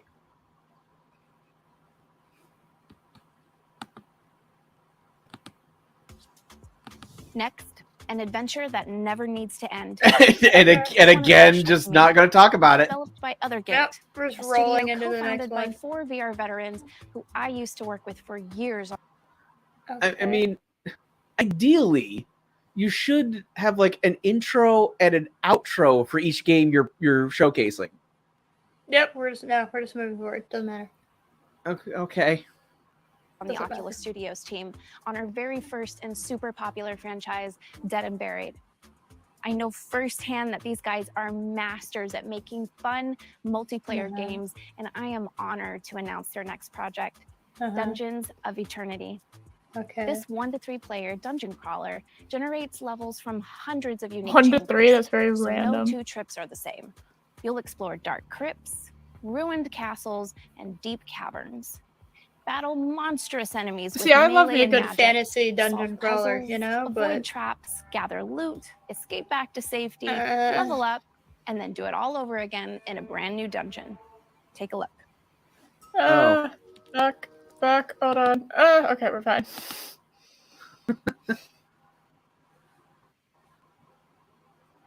Okay. Oh, captured on Quest, so it's not actual gameplay. Okay. Oh yeah. This looks, as somebody who's playing Diablo 4 right now and played a fuck ton of Diablo 3, like hours upon hours of it, this looks like a very low effort attempt. I mean, and Baldur's Gate, Dark Alliance. So my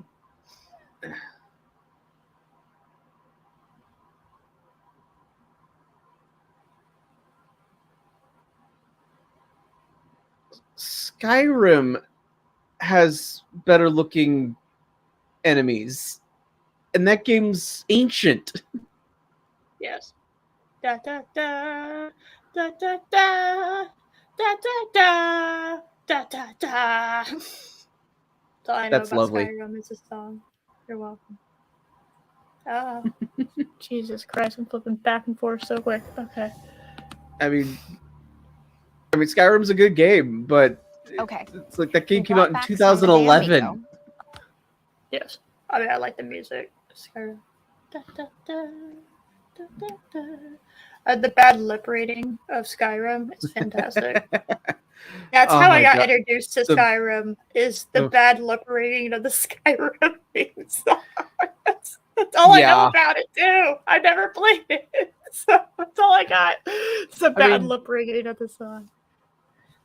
Yeah, I mean, it's Okay. the fact that you have like characters that are like in the same family voiced by the same person. It's like, really? It's like you have characters that are voiced by the same person talking to each other, and it's clear it's the same guy. He's not even trying to change his voice. Yes. That is true. Didn't they have like 5 people to voice everybody? It's like the same. I remember being surprised. The IMDb lists like 80 actors, and I'm like, how? It sounds like only like 7 people.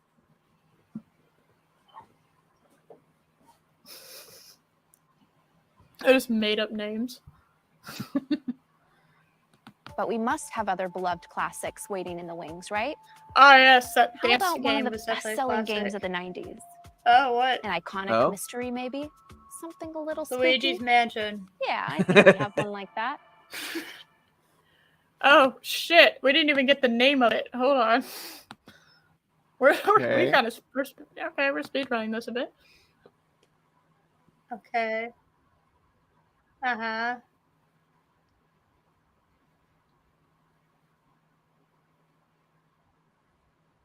Uh-huh. Okay.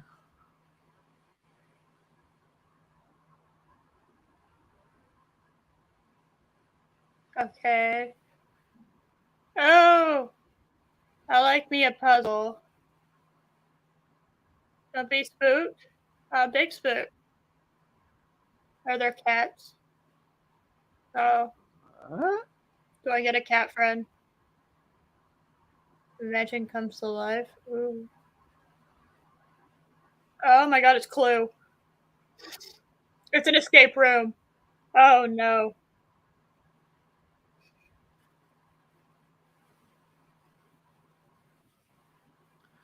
Oh, that's not as big of a title as they made it seem like it was.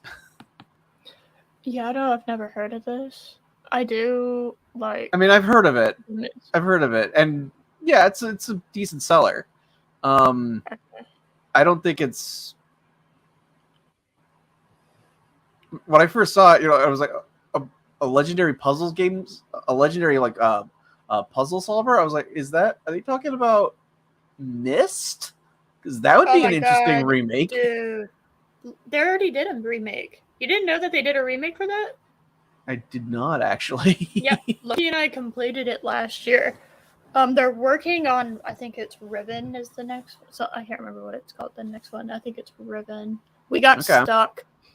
The thing about Mystic is that they've made it like 3D, so it's not just point and click anymore. You can walk around.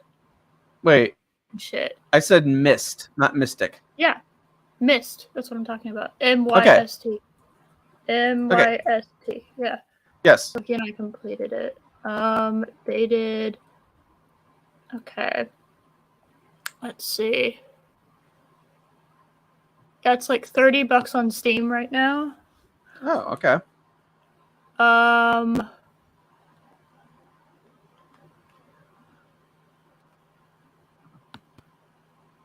Is this the? I'm looking. I'm making sure I got you the right one.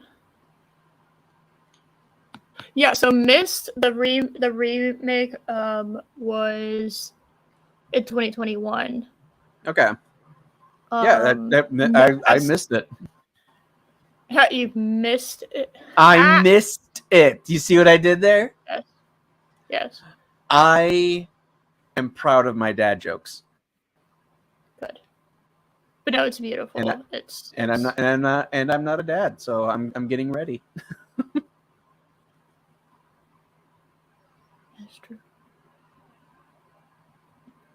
But yeah, I highly encourage it, and it's so good that we tried to play Riven, which is the next game in the series, and we got so fucking stuck at the beginning, and we were never able to finish it, and we gave up. We spent like 3 hours trying to figure out how to do it, and we just gave up. But yeah, no, Myst was fantastic. The remake is fantastic, and I hope that they continue doing remakes for the games. So do Riven so that I can finish the games, because the point and click shit didn't like it.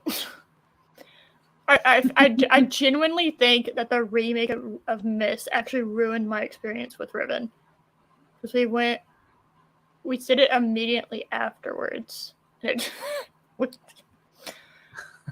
So Loki would play it, and I'd be sitting there next to him, and we'd be like technically playing it together, but he was like going through it and whatnot. Mm-hmm. But highly encourage. If you liked the original Myst, you're going to love the remake. So I highly recommend it. So there you go. I just gave you something to do this weekend. Oh my goodness. You're welcome. You're welcome. The seventh guest is mostly known for ushering in. I'm fucking sorry. What? Compact disc, a CD. Please tell me you're not. Wow. I know what a CD is. Sweetheart, I am younger than you. Okay, and I know what a CD is. I have CDs. Your parents used to listen to music on a compact disc. I used to listen to music on a compact disc. Again, I was born in 95 and I had CDs. In fact, I still technically have them. So do I. I used to listen to music on CDs. They had binders full of compact discs. Some even stored them in the visor of their car. Nobody stored them in the visor of their car. Yes, they did. Oh, fuck off. You had the giant binder in the back. Why would you put them in the visor of your car when you have a binder? Well, you put them in the visor of your car. You put them in, well, no, they had storage units for CDs that you could put onto your blinder, so you could then just slide it out and put it into the CD player. Okay, all right, that makes more sense, because the way this is written makes me think that you just stuck them up there so that whenever, like, you brought it down whenever the sun was in your eye, just dropped into your lap. Okay. All right, that makes way more sense. Okay. No. There were sleeves that they would go into. Okay, all right, that makes a lot more logical sense. Okay, okay. So you could then slide it out and then just put it into the CD player. What makes them think that was my college years? You know what I just realized? These people have no idea who their audience is. It is not Zoomers. Okay? No. That is not who your audience is. Well, and because only older people are still on Facebook. Yeah. No, younger people, generally speaking, are not on Facebook. Mm-hmm. They used to listen to music on a compact disc. Okay. Just as an FYI, they still make CDs. Yes, they do. And not only do they still make CDs, even for recent artists, okay? Vinyl has made a significant comeback in the last, 10 years, all right? It has made almost an unprecedented comeback. And do you know why it's made a comeback? Literally because colored limited edition vinyls were discovered as a concept by these music people, okay? And all of these companies are doing it. How many times have you walked into a Walmart, you've looked at the vinyl section, and they have Walmart exclusive, they have Target exclusives, they have all Best Buy exclusives, right? Exclusives and limited editions is what brought vinyl back, along with the, with having colored, being able to introduce color and designs into your vinyl, making them more unique. So you can have your regular black, but then, oh, look, it's the special gold edition or whatever, I think there's also the idea of people are coming around to the notion of physical media. Oh, physical media has definitely made a comeback. Yes, which is a fantastic thing. Yes, I think physical media has made a significant comeback in the last 5 years. I know I was a big person. I didn't have hardly any. I maybe had 10 movies and TV shows. Maybe I had 10. We combined, Loki and I now have so much.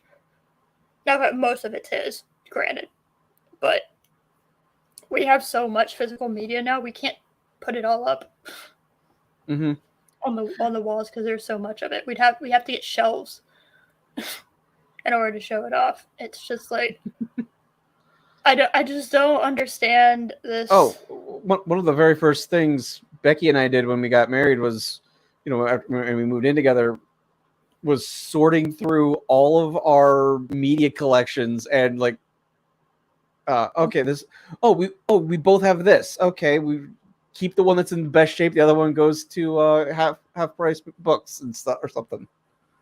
Yeah, we need to do that again. We've combined our shit. It took me, I think, months. It took me months to combine all of our shit together. Combine our books, combine our movies, DVDs, all that shit. He's the one that had all the music, so I really didn't have to worry about that. But because comics, combining the comics together was insanity. So, because I had to basically re-bag and board all of his stuff. So it was like pure insanity and cost a fuck ton of money. But by God, does it look good now. So, and we're probably going to need a new box. Wonderful. I need to pick up another short box next time I go to the comic collection at the comic store. It's like long boxes I'm fine with the white, but short boxes I generally like to get their special shit. And I just haven't seen one recently that has caught my eye. There was a cool Predator one. That's the last one I got. What's the cool Predator one? I think the last short box with a graphic design was what's his name? Alex Ross. It was the Alex Ross Kingdom Come cover art that covered the whole box with all those heroes just on there. It's like, oh, it's gorgeous. Yeah, we have the 3 short boxes that we have, the special ones. So technically we have 4, but like we have 2 Superman ones. We have the 80th anniversary Superman. We have 2 of those. Okay. I have a Loki one that I picked up in college. I found out that they were selling them at the comic book store. It doesn't exist anymore in my college town. But I found that, so I went and got one. And then the Predator one.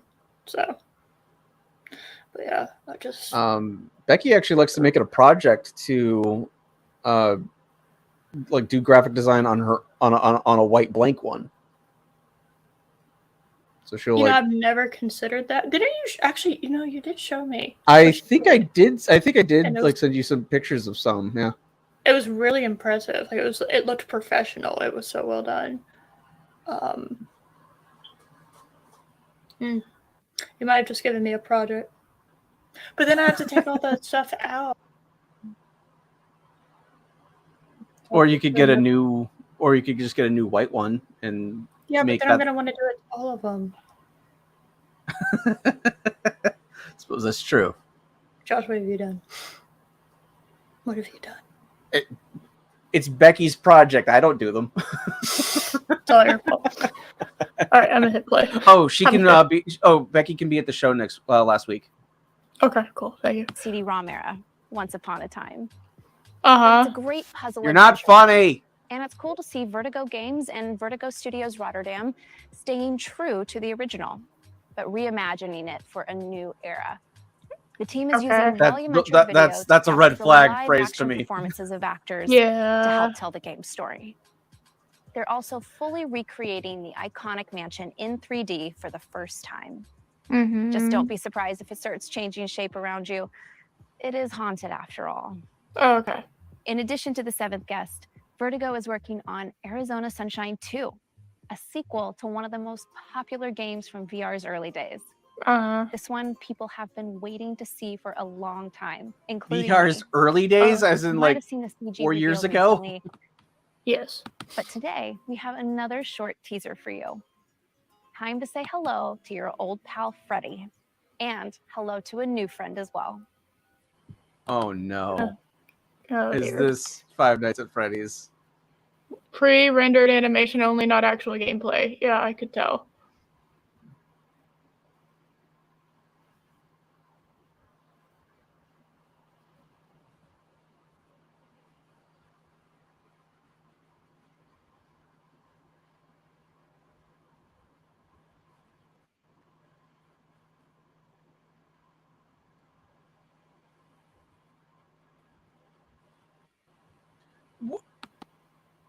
Did you steal Arizona a line? Sunshine 2. You'll survive the Did they just steal a line from Gimli from Lord of the Rings? Yeah, I just had the same thought, honestly. Okay. Yeah. desolate waste of Arizona with your new best friend, Buddy, who you can trust to have your back, even when Freddy's are trying to take a bite out of it. Arizona Sunshine 2 launches later this God, year. I don't care. So be sure to check out the game's extended CG reveal trailer if you haven't already. Mm-hmm. Okay. Last November, Netflix and Oh, dear. Claus revealed that the hit series Stranger Things is coming to VR. I don't want that, I though. hope you're comfortable in the Upside Down, because you're going to be spending a lot of time there. In this chilling psychological horror experience, you are Vecna, invading people's minds and conjuring Oh, their I'm worst the mind nightmares rapist. as you look Nice. to take revenge on Eleven Oh. and her friends. I'm Wanda. Stranger Oh, Things no. VR comes to MetaQuest store later this year. And here is a brand new trailer.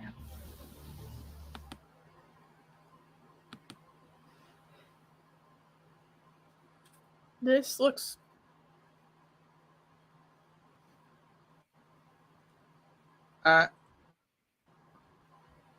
What?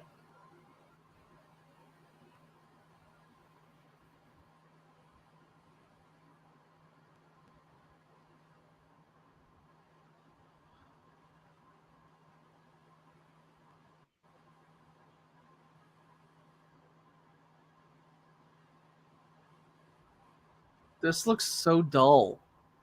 This looks really bad.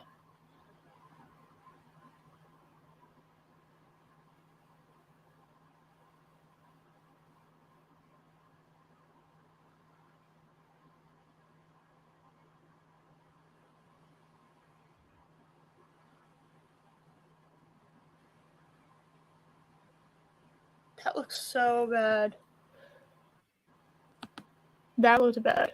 That might be the worst looking one I saw. Next. That might be worse than the Ghostbusters one. At least the 'Cause Ghostbusters one looked funny in a bad way. You know, that one looked boring. Yeah. And I was on the watch together. You know, I can still hear it. Okay. They're not even playing the Stranger Things theme song. Like, how could you do that? No, they didn't play any of it. It was very generic trailer. Like, Yeah. you know, the surge of music, of bass music, and then you know what I mean? Yeah. Well, I pitched. Yeah, no, that was boring. That was boring as hell. Yeah. It's time to strap into your omnidirectional mobility gear and prepare to fight the unthinkable. Attack on Titan is a best-selling manga series, acclaimed adaptation. Oh my god, and look, she has 4 manga books right there that she picked up from, like, Target. Nice. Now, thanks to the team at Universe, an exhilarating VR game. Oh god, I don't know if I want to be in the Titan Attack on Titan Unbreakable universe. Lets you No. join the Scout Regiment. Why would anyone want to with be an Attack on Titans Titan? Swing through the air using your ODM gear and take down enemies many times. No, your but size. I don't want to. That's like part of it, is that it's horrifying. And throw up as you're getting motion sickness from all that violent movement. Yes. Because here's the thing. No wonder she's smiling. Chris. Damn it, Chris. Because I mean, here's the thing. Having like sudden motion like that happen, your eyes are telling you what's going on, but your body's not feeling the wind. You're still standing there even though you're supposed to be off the ground. So like your body senses are telling you something completely different than what your eyes are telling you. That's what causes headaches. Yes. This is like one of the worst things you could have put into a VR game. Yes.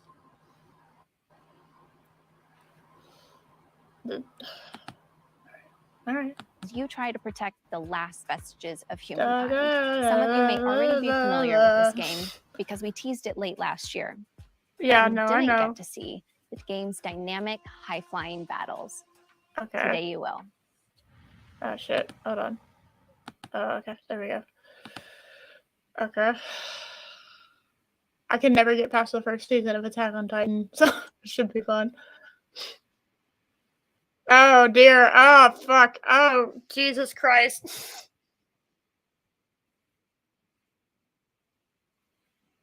I already am starting to get motion sickness. It's cool to watch in the show and looks like fun, but I would never, ever want to be here. Ever.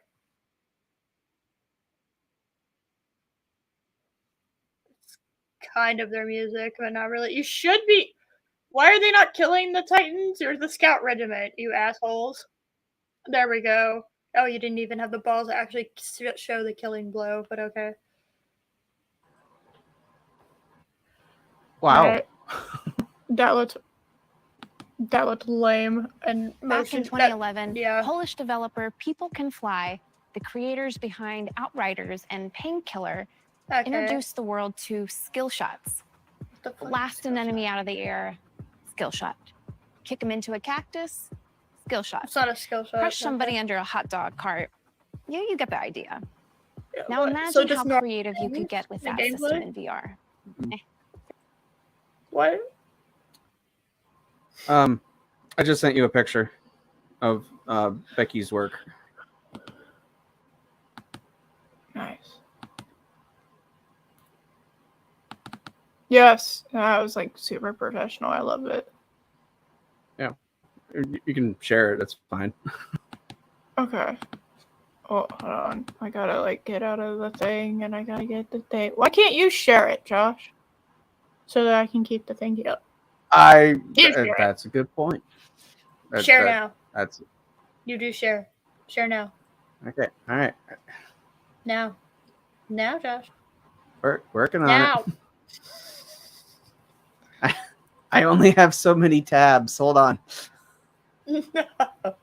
Illegal. There you go. Ta-da. That's pretty fucking cool. And that's all. That is it's all just a collage. She took images from a Star Trek calendar, cut it out, pasted it Nice. with a. I think she also printed off the background too. It's just a generic space background she found. Looks good. I like it. I like that Scotty's confused. It's like, what the fuck's going on here? Yeah. Don't get it. I like it. So yeah, that's really well done. Nice. That's true, Chris. Yeah, that's fair. That is fair. I'm really bad with that in my on my phone. I have to admit. Mm-hmm. Don't nag. Josh is already married. I'm his co-host. I'm allowed to nag him. Okay. So there. There's just no right answer to this to this. So I'm just gonna stay quiet. Yes, Becky has trained you well. Yeah, 8 years of marriage will do that. All right. Enough looking at nice things. Let's look at cringe. What?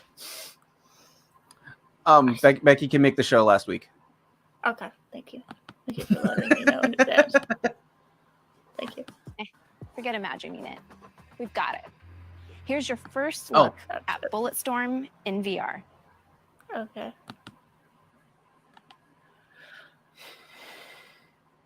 Okay. Generic gun.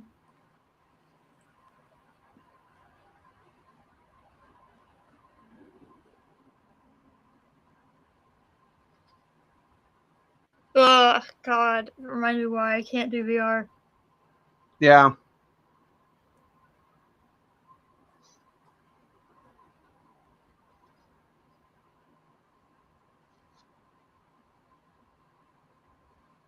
That bullet was gonna miss. This is an FYI.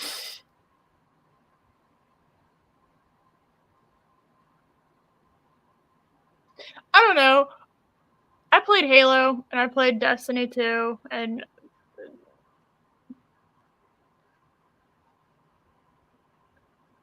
first-person shooters. As far as first-person shooters, What go, is a this gun kind of gonna do lame. against this thing? Oh, I'm sorry. I also played Borderlands. So yeah, no, I personally. Oh, just make out already. Yes. Personally, I thought that was really lame looking. This is the bullet storm we all know and love. Every skill shot, every story looks beat, so generic. fully recreated from the ground up for VR. Boring.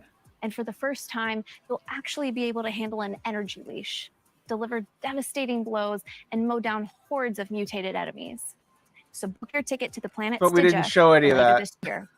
No. And thanks to people We just Can Fly saw. We and just showed you Indigo a generic for gun bringing firing. Such a fun project to life. Yes. Okay.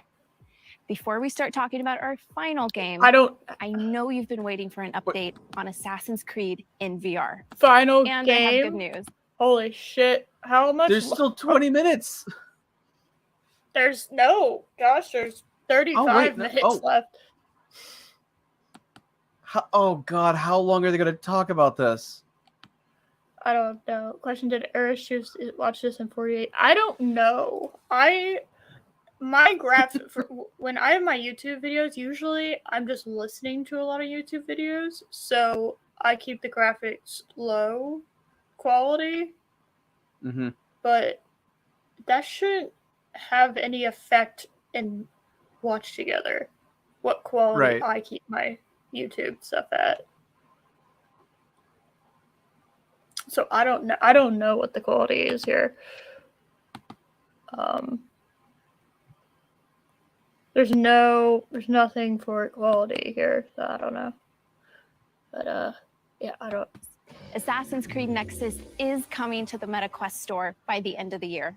Okay. Tune into Ubisoft Forward on June 12th for the full reveal of Assassin's Creed Nexus. I don't know. If a game's coming out, dude, a game's coming out in 6 months and you can't even like show it at all. You know what I mean? Like that's not good. All right. I promised you a deep dive. Okay. Let's get into it. Okay. In 2019, Asgard's Wrath took us on an epic journey across the fabled 9 realms of Norse mythology. Okay. That journey ended here, imprisoned in this very tavern by the trickster god Loki. Oh no! Destiny has. Oh no! Damn it, Loki! He's always watching. There's more in store for you. From Sanzaru Games and Oculus Studios, this is the world premiere of Asgard's Wrath 2. Oh god, how long is this premiere? Oh dear. There we go. Oh no, Loki, why does your evil have to invade all realms? Oh, captured in engine. Actual gameplay may vary. Okay. God damn it, Loki.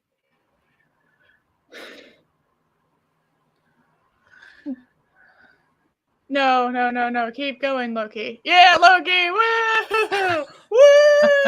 Why do you have a Batman mask on? What the fuck? Guardian? The fuck is this, Destiny 2? What is this music? I don't know. Oh my god! Does that make sense that I almost like it? Because I almost like it, but I don't. You wouldn't feel that way if you're hearing this music. I am hearing this music. Okay. I can hear it. That's why I said I almost like it. It's kind of weird. Loki, woo! Woo! Oh my god, I need that face mask. I want that kitty cat snarling face mask. Look at this thing. Hold on. Look at it. First of all, I want to get an actual pause on Loki. Look at him. Look at him.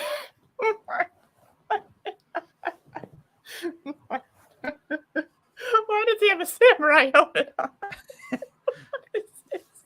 Norse god, samurai, same thing. Yeah, no, yeah.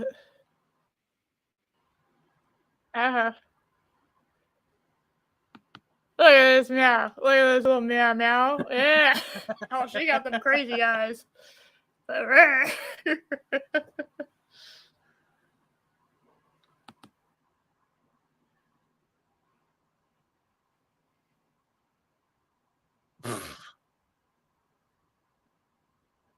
Okay.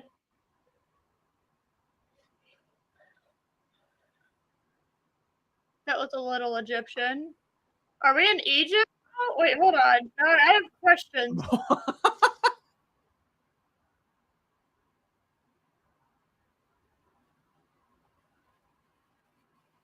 Hold on. I'm gonna roll back because y'all have to hear that evil laugh. That was funny as hell. Hold on.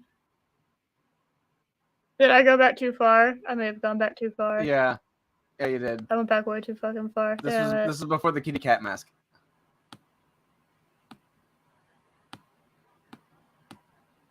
No. Shit. But the gameplay. Damn it. I fucked it up again.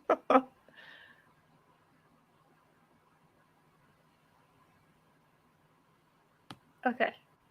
Alright. Okay. Alright, we can do this. This is fine. Everything's fine. This was worth it. This was worth it, guys. Betrayal has made you. Damn it! I did not. I was gonna say you're way too far back now.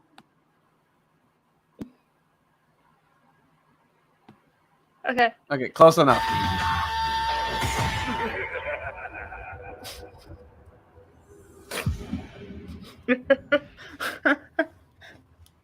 Tell me that's not Loki's evil laugh. Asgard's Wrath 2 is an all-new standalone adventure in this epic series. Okay. Freed from prison by the Weavers of Fate, you'll set out on a new quest across time and space. Do I get from the Norse realms? Do I get the stones? The time space stones? To the deserts of ancient Egypt. Who is cultural as fuck? Who knows cultures and shit? This person right here. I do. I knew that was Egypt. It looks so. It's like it's just. This is a Norse game. Well, this looks awfully Egyptian for a Norse game, but okay. Mm-hmm. Here on the Great Sand Sea, you'll once again battle gods and creatures of myth to stop Loki from upending all of creation. What if I want? When the original Asgard's Wrath released on PC VR, it wowed players with its jaw-dropping scale, brutal physics-based combat, and stunning graphics. I fucking doubt it. I'm gonna go ahead and say it. I fucking doubt it. I mean, Asgard's Wrath 2 not bad for VR looking, I guess. See, I hate that. I hate that asterisk. It's fine for VR. It's like, no, keep up or shut up, VR. Okay. Yeah. You either need to keep up with modern day graphics or you need to shut the fuck up. Okay. You need to try something new. You need to stop trying to go for like realistic graphics. Because you are like 2 consoles behind, buddy. So standard for wireless VR. This is the deep and immersive action RPG that you've been waiting for. Packing enormous free-roaming environments, gorgeous visuals, I have that with Diablo and well 4 over though. 60 hours of exploration and tense combat into MetaQuest 2. Okay, 60 hours is like okay late for a game. You know, if you're paying premium price, there should be a fuck ton of hours of content. Yes. Okay? Like hundreds. All right. If adding the exploration thing and then 60 hours is not comforting. Now, if you're talking a 60-hour campaign, like, okay, all right, fine. But it's going to take me 60 hours to explore the entire shit. That's a small game in comparison for like an entire game like that. You know, well, and then like games like Bethesda, where it's like they create so many side quests that side quests are great. Well, yeah, but it's more about they create a sandbox and they just let you play in that sandbox.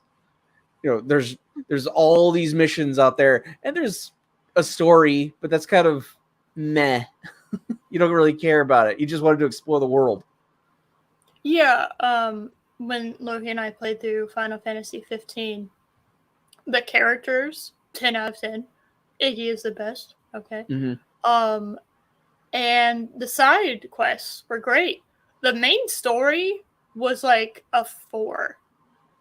Like, it was very much like to the point that I don't even know if I could accurately tell you, but some dude from the past that's very powerful, like murdered his dad, and you're following this guy into trying to get all these, like, I don't know if you want to call them gods. It's not really what they are. And you're trying to get them and not really enslave them, but you're trying to like tame them so that you can tap into them during battle. And then his fiance gets wiped out, and then my favorite character gets blinded. Fucking hard rip. And then you kind of like wait for like 30 years for some reason, and then you do a final battle. And that's pretty much the story of Final Fantasy 15. There's not a lot there. It's kind of lackluster in the story department, but the characters, camping with the boys, hanging out with the boys, fishing with the boys, fighting with the boys. That's what makes Final Fantasy 15 good, in my opinion. So. Why is somebody just spamming in my chat? What is this nonsense? I don't know. And MetaQuest 3. Today, my friend Matt Kramer, head of design at Sanzaro Games, will take us on a tour of the team's groundbreaking title. Everything you're about to see was captured in-game. Okay. Matt, the mic's yours. Okay, then. Thanks, Ruth. I'm so excited to show everyone what we've been working on at Sanzaro these last few years. Asgard's Wrath 2 picks up with... So, do you want me to mute this? What do you think? No. The first game left off, in a mysterious tavern you can't escape from. Oh, You're suddenly thrust into battle with a giant creature, clearly from another realm. Just when you think like all is lost, you encounter the Weavers of Fate, a trio. Hold on a second. Are you just like straight telling me what the game is? That's what it seems like, yeah. Okay, well, all right. Things that set you off upon your adventure to find and stop Loki. But I don't want to. No. Just let him do it. It's fine. So just how much bigger is this game?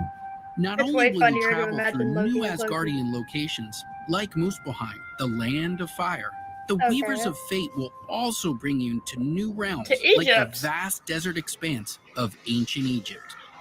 These massive worlds, beyond the scope of any other game on the That is a fast fucking MetaQuest camel, platform, Jesus. come alive That is. in Asgard's Wrath 2. Jesus Christ, that camel was Dotted hauling with ass. temples, caves and dungeons, characters to meet, monsters Hey, what's to up, my battle, dude?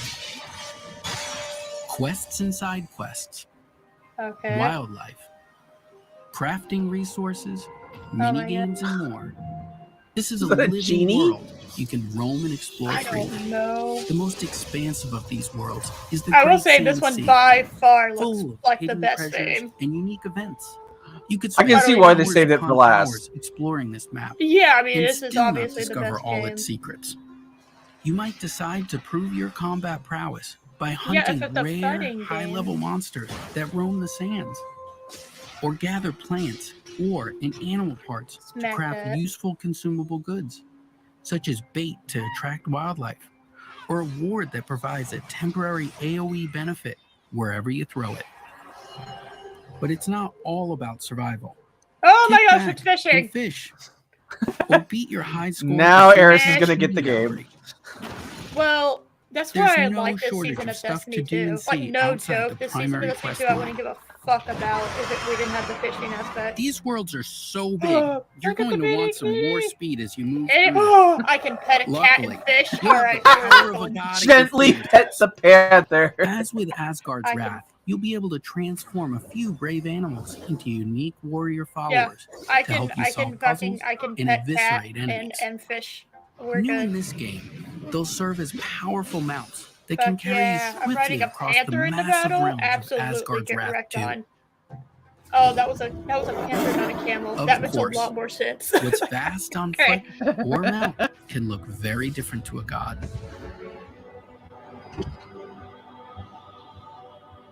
Like Asgard's Wrath, you'll also see the world from the god-scale perspective and use your cosmic powers to manipulate the mortal world around you. Oh, I just feel like that's god moding. You're Reach cheating. accessible areas, Yeah. solve puzzles, and more. I feel like you're just cheating by What- literally going into Minecraft. Why does the god even need to solve You can't puzzles? save the world alone, though. Yeah, no. Egypt is full of would-be heroes who need your godly assistance to enter the realm of legend. Okay, why am I Each even bothering hero in fighting these Asgard's mortal Wrath things? 2 I is have god powers. completely Fuck unique. off.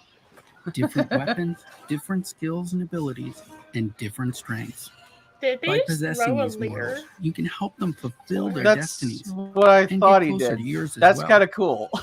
The first of these Yeah. heroes is Abraxas, a cynical tomb robber with a grudge against the gods. You and Abraxas make an unlikely pair, but you'll have to work together to take down fearsome enemies like the bloodthirsty goddess Sekhmet. Oh, Abraxas shit. seeks vengeance against Sekhmet for the murder of his Ah, it's father. the cat lady. With his Kitty! boomerang axe, whip sword, and bladed shield at your command, he'll stop at Oh my nothing. Oh my god, to it's defeat final her. form Arwen. Combat was one of the aspects players loved most about Asgard's Wrath, us included. Okay. It was vicious and brutal. Whether swinging a sword, I feel like I'm throwing gonna an get axe, sore or playing this even using game. your fists. Yeah.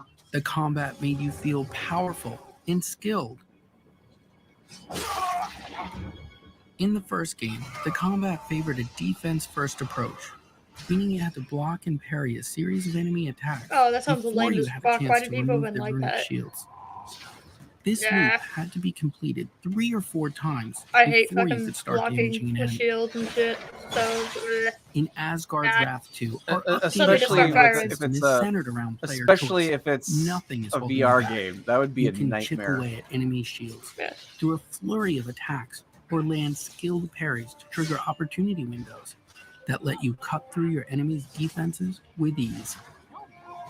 We've also expanded the systems to include elemental types for a greater degree of player customization and wider variety amongst enemy archetypes. This time, we have a full physics system implemented for weapons, with swords, axes, bows, staffs, and more at your disposal. You can find a combat style that's right for you. But you'll need to change up your approach, as enemies will now react to your I get every really excited movement while playing a and video switch up their game. own I have a attacks. tendency just to fucking You'll run also in unlock like a new moron. skills and abilities as you level up, letting you invest further in the When weapons you use Loki most. and I were first playing Halo together, Unlock powerful abilities and super attacks to truly my change the game. brain wouldn't let Nothing me just feels better than shoot. seeing your weapon right? soar into the air. I and rain would down I would on a start horde of running, enemies. and I would shoot You'll while also I was discover running relics you forward, can and then I slot would into your die weapons and because I armor would that accidentally will hit a provide you grenade with powerful and buffs. blow myself up. Like I couldn't hear you over his droningness. Oh, it's okay. I got bored, so I started tuning him out. I was saying when I was playing Halo, I had a tendency to, like, I was really cautious at first, so I'd stay away, right? I'd run away anytime anyone ran near me instead of just shooting them. And then I started getting a little bit more confident, and I would instead run towards the enemies, but I would run towards them and shoot. And then occasionally I would accidentally throw a grenade because I would panic because I'd start dying because obviously. And then I blow myself up. I got better. Solid strategy. Yes. super attacks to truly change the game. Nothing feels better than seeing your weapon soar into the air and rain down on a horde of enemies. You'll also discover relics you can slot into your weapons and armor Again, that will Diablo provide you 4. with powerful buffs, like adding fire damage to your weapon or heal over time. You're talking about adding like runes. Like this is very, old. very... This is like unbelievably old when it comes to gaming. Oh look, you can Like, add a oh, gem I that can makes add a your special weapon more element. I can powerful. add a special thing to my weapon. That's been around for a long time. Yes, the Diablo games do that. You know, it's very. The Dragon common. Age games allow you to do that. Pretty much a lot. Any fantasy games allow you to do that. Yeah. You to customize your weapon set against each enemy you face. Okay. Yeah, you can do that already. Your animal followers have their own skill trees and will grow in power the more you spend time with them. That's in any game that has animals do that. Powers at your disposal. Don't think that's very, very basic. The enemy AI will go easy on you. Yeah, the companions you use level up faster. Yeah, that's usually how it goes. Smarter tactics. Yes. Sneaky counters, stronger armor, powerful super attacks, and relics to use against you. My God, this guy's boring. Yeah, why do you think I was literally talking and didn't even like acknowledge like with my ears that he was still talking. Okay. So when you pause, I was like, why is he pausing? Oh, because there's another human talking. Right, okay.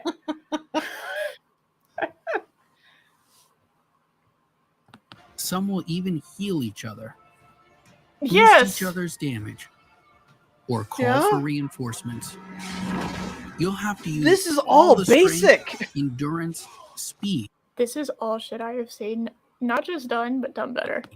And quick thinking you can muster to forge a path through the ravenous. I will say that this is making me want to play Diablo 4 like really bad. So enemies that lay between you and your destiny.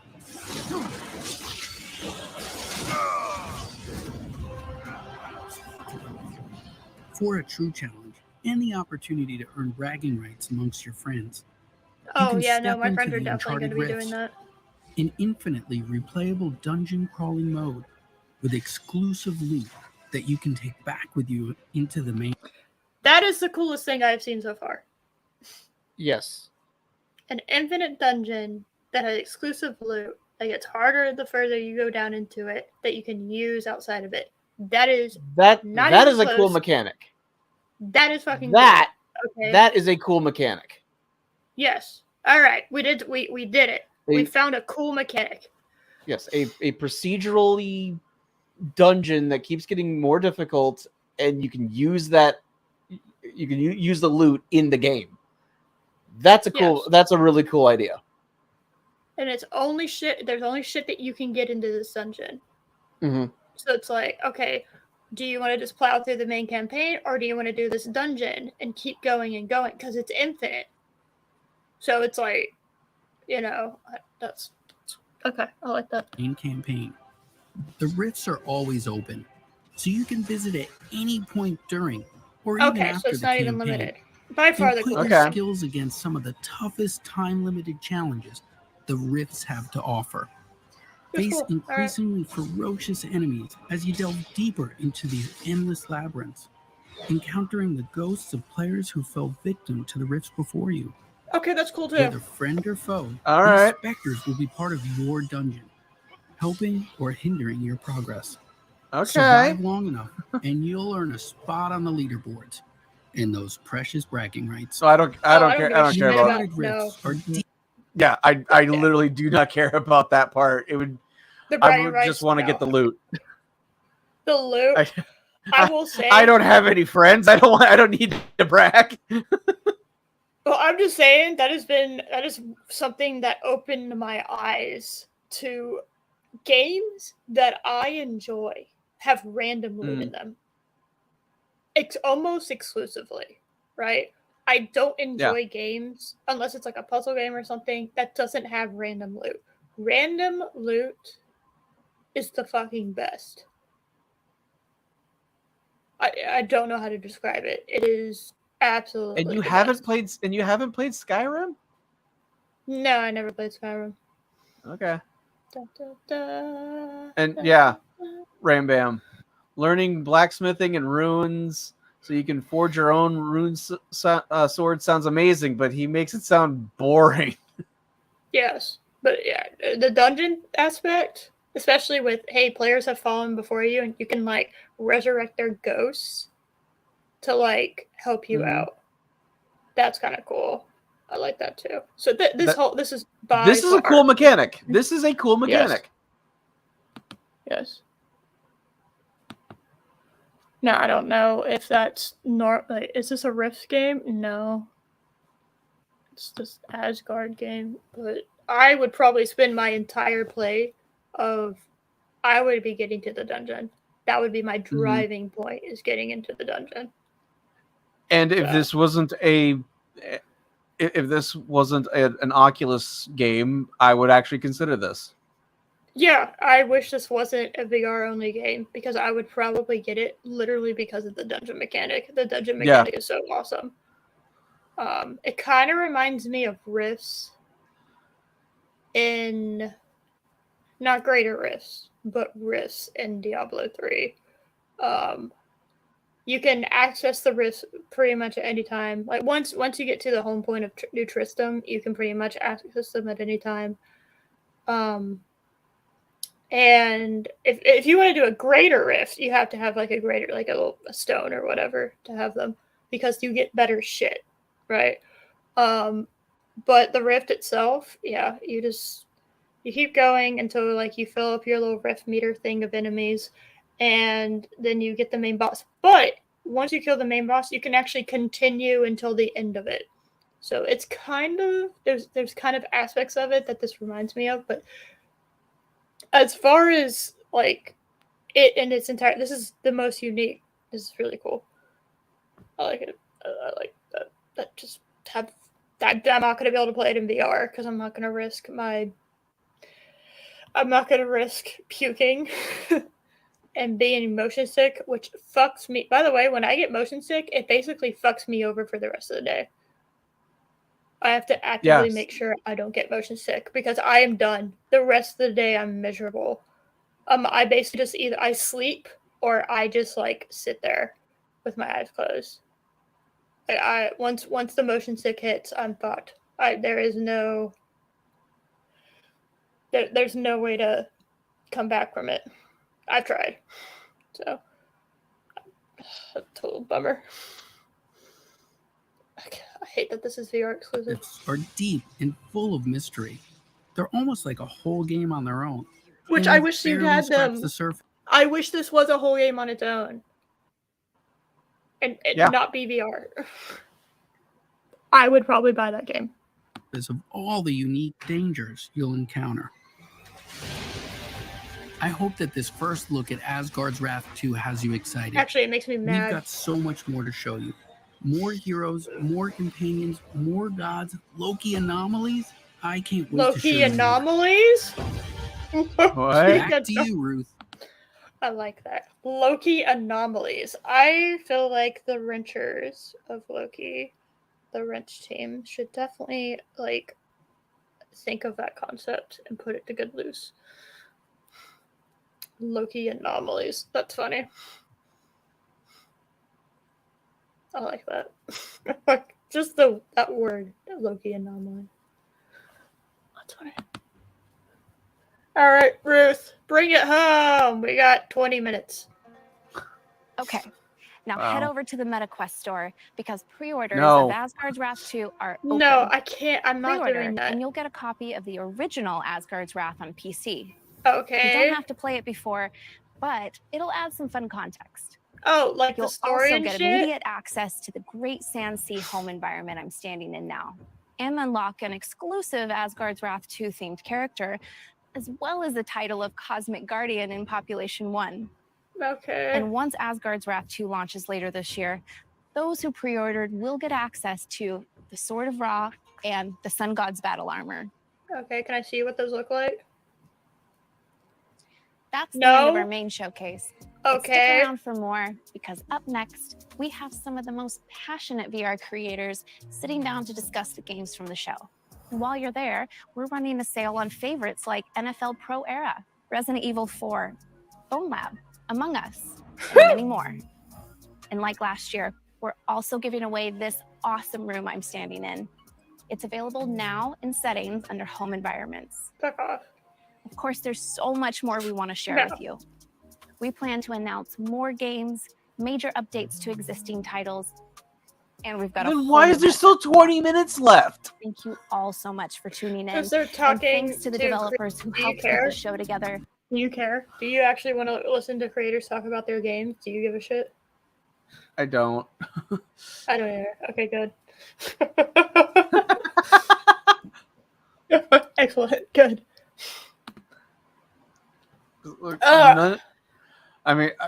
we heard the one guy prattling on for what seemed like just short of forever. Oh yeah, I pretty much like zoned him out. I wish that dungeon thing was a game I could get. So that was a CGI room. Why would I want to download that? You have to be a part of the metaverse. Silly. Aren't you all big metaverse people? Isn't that why you showed up here? What was the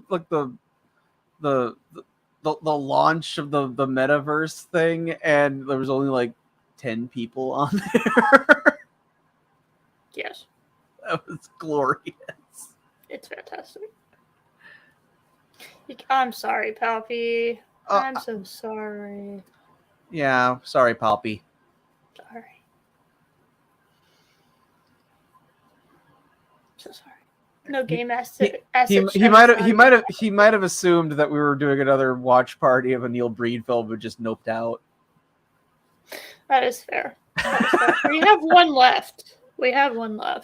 So, I also realized that technically today I should have celebrated the 3-year anniversary of this channel, and I did not. Oh? June 6th is when my first live stream. Oh. Whoops. I'll probably try to do that next week. Was that the one that got taken down because of like a bug or something? Or I have no idea anymore. I don't know. Okay. Because I remember like very early on, you had a stream that just like ended after like 15 minutes or something. And then you were back. Because like there was something happened. Yeah, so the yeah, that was like my second evenings with Eris, where I would just talk about shit for like an hour. Oh yeah. I remember those. So yeah, but I think I did like 6 of them, and then I got too tired. That's right. You used to stream twice a week. Yes, I used to stream twice a week. There was just no way, and I definitely can't do that now. So yeah, I can barely stream once a week nowadays. So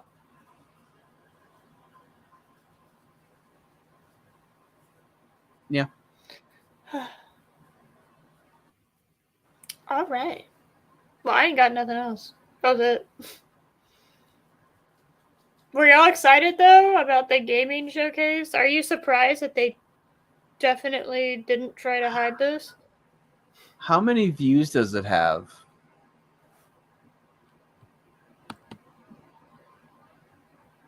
I'm curious. 126K views. How many subs do they have? 513K subscribers. All right.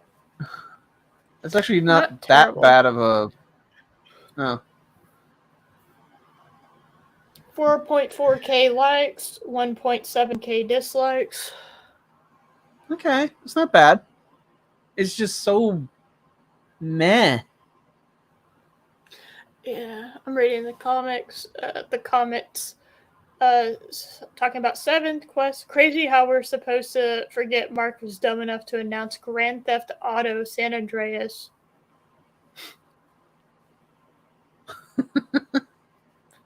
They did not just use safe. I remember when that game came out. Oh my god. They did not just use save slots and auto-saving as a selling point. I didn't even catch that. That's funny. Oh, I didn't catch that either. That is funny, though. I wonder if that's in the gamer when the developers are talking. Someone was like, that was it?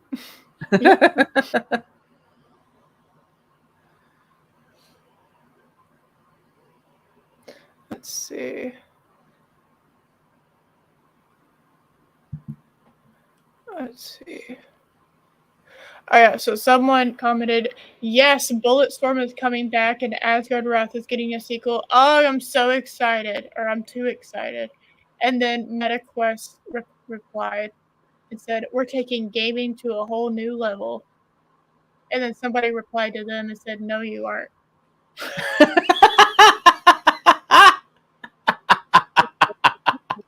That was kind of a work of art.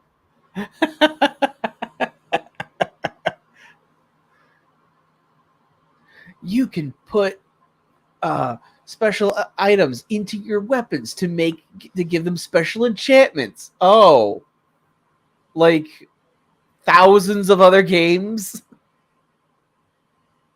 Almost 30 minutes was dedicated to Asgard's Wrath.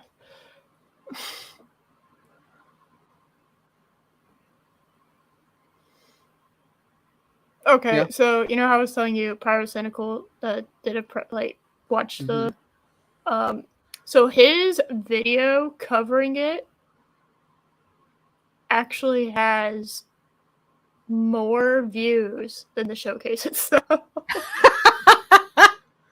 132K views on his video, and they got 126K. That's funny. That's amazing. That's a 10 out of 10 for me. Good job, Pyro. You degenerate. Let's see. Oh, and Meta's like I had to dig for this. Okay. MetaQuest. They don't understand what a pinned comment is. So, hey there, that's a great question. As soon as we have more details, we'll be sharing it across our social channels. What the fuck? What question are they replying to? They just replied in the general comments.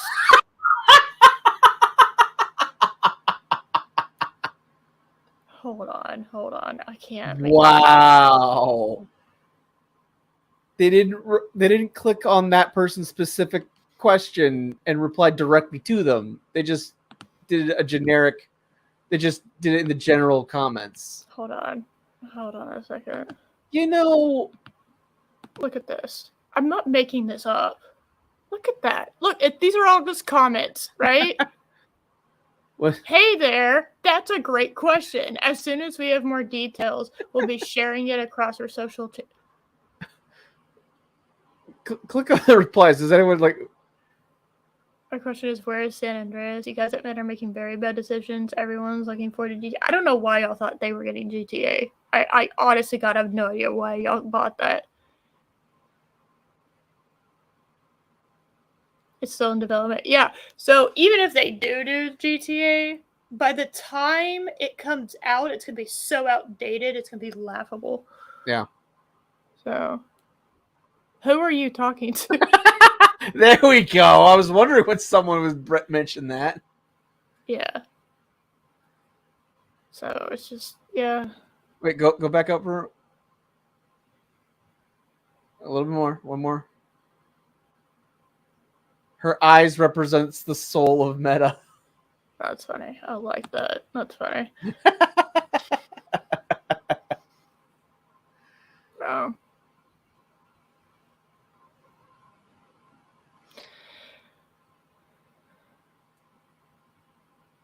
Just,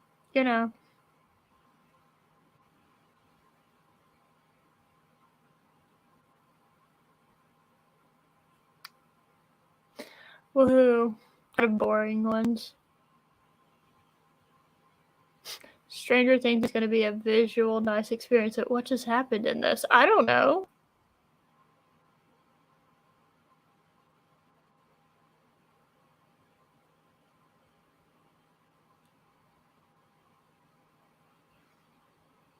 I just can't believe there are this many people that actually like.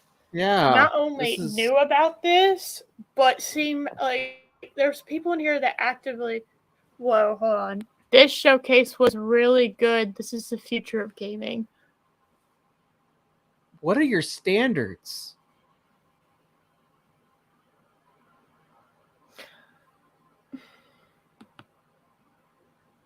Cap. Okay, so that's funny. The mini fishing game that you do in Destiny 2 is way better than pretty much everything that was shown in this. But like, it's not really even like a question. It's way better.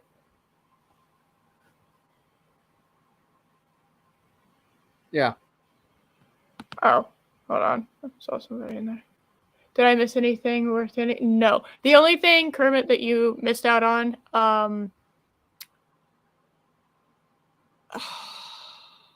there was the Asgard Draft 2 had this cool feature, but the fact that it's all VR is what I have an issue with. Was that it all has VR?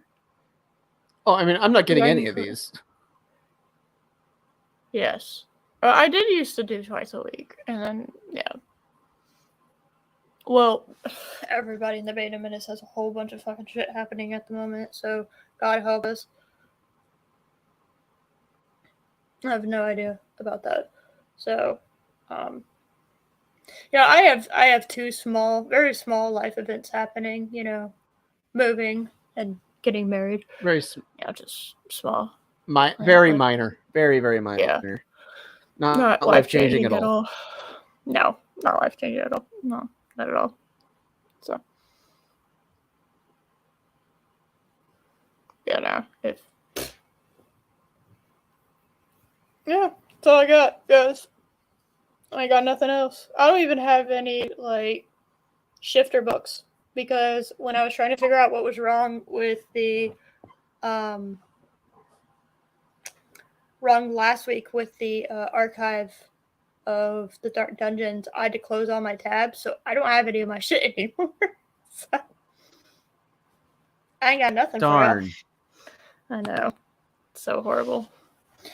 But yeah. That's all I got. Yay. All right, Josh, what do you have going on? Well, for the first time in my channel's history, I had a video posted every single day during the week. So there was that. Oh my God, you're a daily content creator. You did it. At least for a little while. I'm editing the last play session now. Just keep going. Do it every week. With the same game? No. Just keep doing. Just keep doing like videos, but every 10 minutes. Like, come on, go pump that shit out. Be like the quartering and just have like a whole like 15 videos posted every day. No, post one video a day.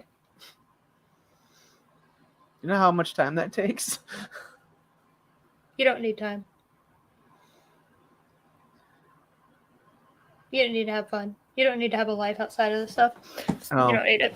It's only YouTube. That's the only thing you need. But anyway, parts 7 through let's see. I guess 13, I think, are going to be posted next week. And right before the show, I got done editing episode 20. Nice. But like I said, I'm now I'm now editing from my last play session, so I'm almost done editing it. Chris, I thoroughly No, I am not playing that game. I think we should bully Josh into playing the Gollum Lord of the Rings game that looks like such god awful. Okay, let me tell you something. About that game. I knew basically nothing about it, all right? But Critical, Charlie, Penguin Zero, whatever you want to call him. I watched that man play Forspoken, Oh, I saw Mahler play it. Yeah. Forspoken in one sitting. Okay? Forspoken with the most annoying protagonist ever. He played the entirety of Forspoken. You know what Critical had to walk away from? The Gollum Lord of the Rings game. Okay? The only reason why he finished it is because he was told that he only had 3 hours left and he thought he could do it. And he did. But literally he loaded the game up to finish the game, and in 5 seconds he was dead. For like no reason. Oh, I'll watch The Last Jedi before I play the Gollum game. Oh, that's the easy choice. This is not even close on that. It would take. There's the viral clip of Metal Commander's playthrough of Gollum where he's like he reaches to like grab like a horizontal like pole, and Gollum's like sinking away from it. And then his arms are just going around and around because it's still reading. His hands are gripped to the pole. It's like, oh my god! That's funny. I had a bug in Subnautica happen to me like that. When you're walking around in the shallows, you start getting in the deeper water, and there are these little like openings into these like basically like volcanic vents, right?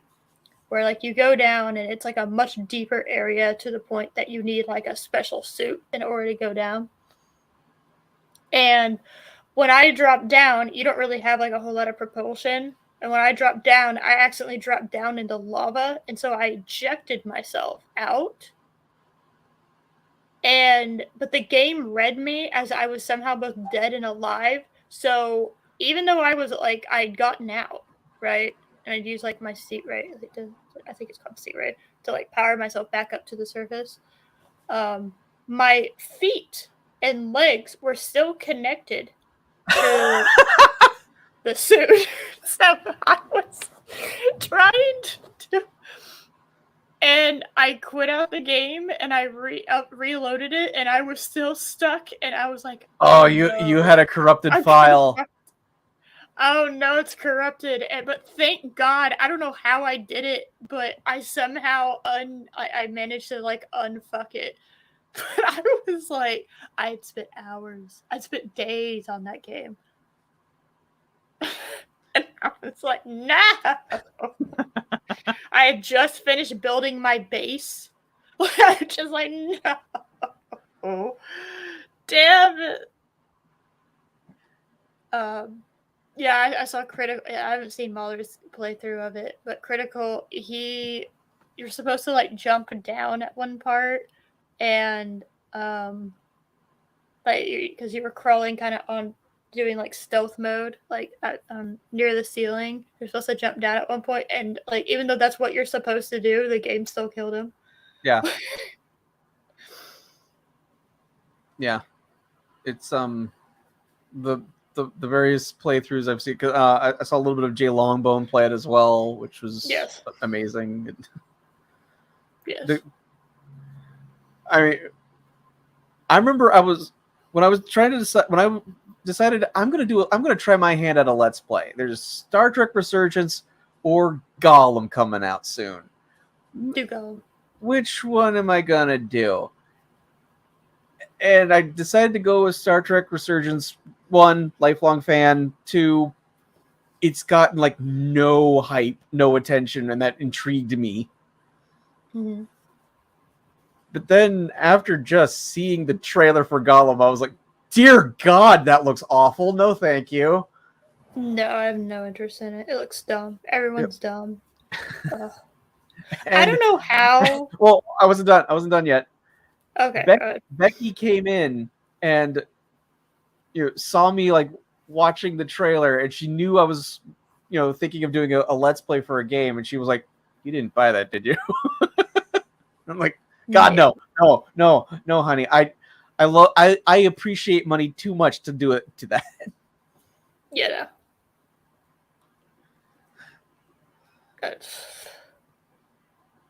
And the fact that the fact that the game has, you have to get the deluxe version to unlock lore.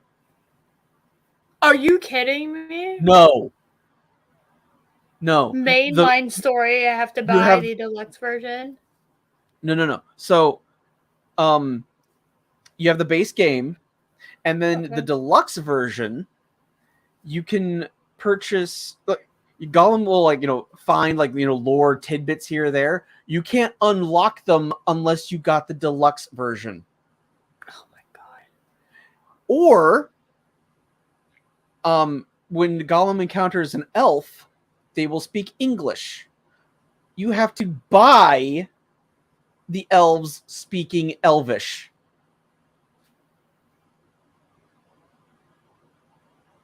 I have to buy like a patch so that the elves will speak their natural tongue. You have to buy DLC to get the elves to speak Elvish. Yes. Fuck that game, man. Yeah. It's like, this is the lamest DLC ever. This is exploitive. I mean, okay. Yeah, I understand. Like Diablo 4 has 3 ways you can purchase it. And I got the fancy one. Why did I get the fancy one? Because you know what? I kind of want the cool looking horse mount, okay? I like it. It looks cool, you know? I kind of liked, a couple of the other things. And I just, I kind of thought it looked cool. I'm totally okay with cosmetics as long as they look cool as like a selling point, right? True. But it is, and as long as it's not outrageously expensive. Well, you say that, but I mean, Blizzard isn't exactly. I mean, they made Diablo Immortal. What more do I need to say? Yeah. Where in order you to have phones, right? Yeah. In order to fully upgrade your character, which you could do by just playing it in like every other Diablo game, in order to fully upgrade your character in Diablo Immortal, you have to spend like $250,000. I'm not kidding. 250,000. Yeah. Just a touch exploitive. Yeah. So obviously not. Yeah, it did come with some shit for Diablo Immortal, which I won't use. But I did like that it came with shit that applies to Diablo 3. I liked that because it was like a nod to Diablo 3, like still existing, right? A lot of companies, whenever they make a new game, they'll never touch the other one again. So I kind of appreciated that. But yeah, I got the fancy one. I liked it, I don't mind the cosmetics being in there. Not at all shocked that, hey, let me go to the shop page. And oh, look at all this shit you can buy with silver. How do you get silver? By paying for it with real money, because it's not an in-game currency that you can obtain. Mm-hmm. They did that in Destiny too. I've literally seen it, almost exact. The shop page was a blander version of the Destiny 2 shop page, but it's very, very similar in that regard. Yeah, 250,000. Yeah, you didn't hear about that? Yeah, I'll talk about this and then we'll get out of here. I agreed, Pod Racing Palpy. I agree. They need to do an episode 1 Racer remake with a Palpatine character.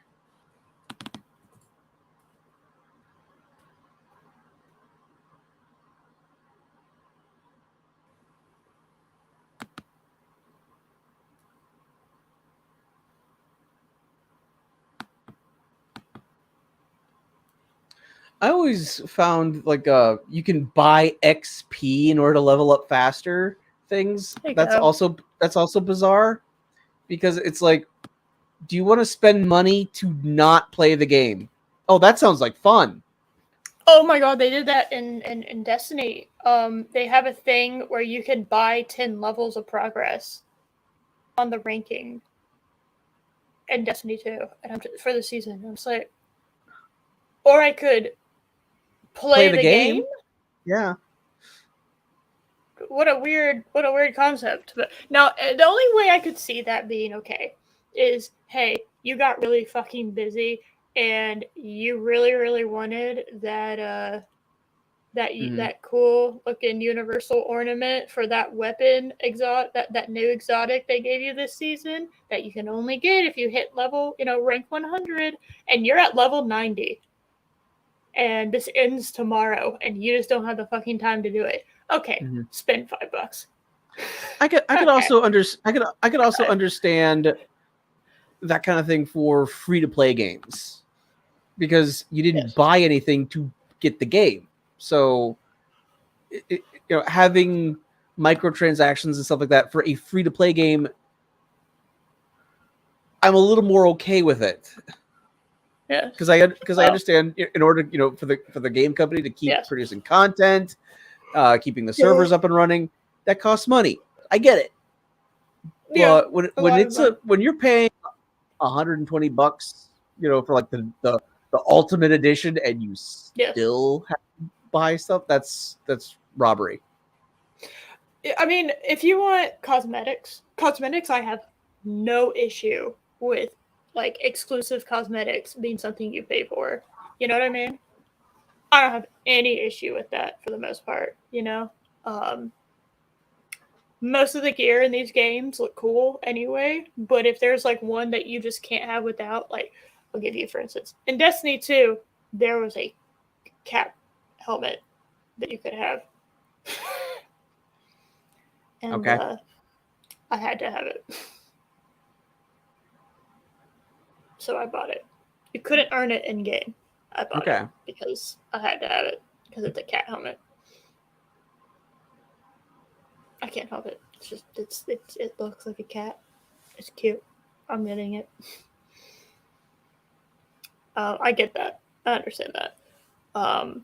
But experience, the gym thing is what really bothered me about it. But by the way, Chris, I accidentally misspoke. It wasn't 250,000.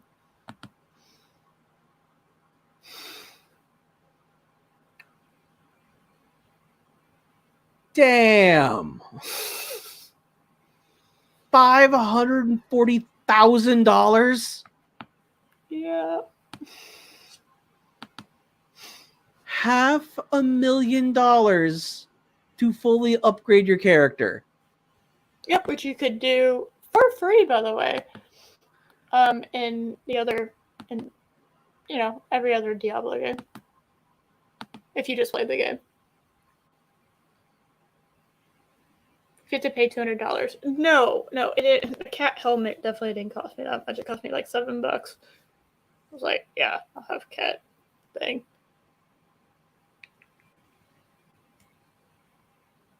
Wow.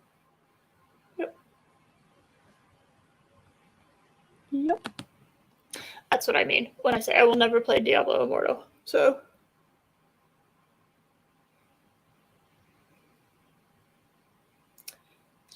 I'm just waiting for that to sink into Chris so we'll see his reaction.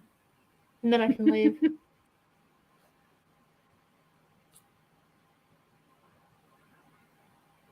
There we go. There it is.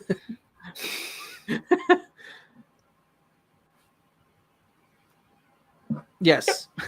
Yep. Son of a bitch.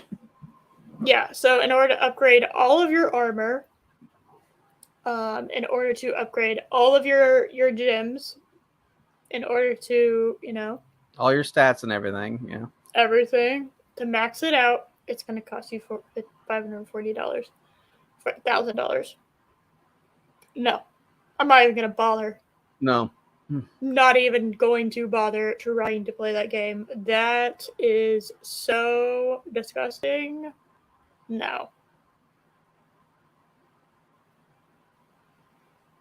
Yeah, it is. That's outrageous. Yes.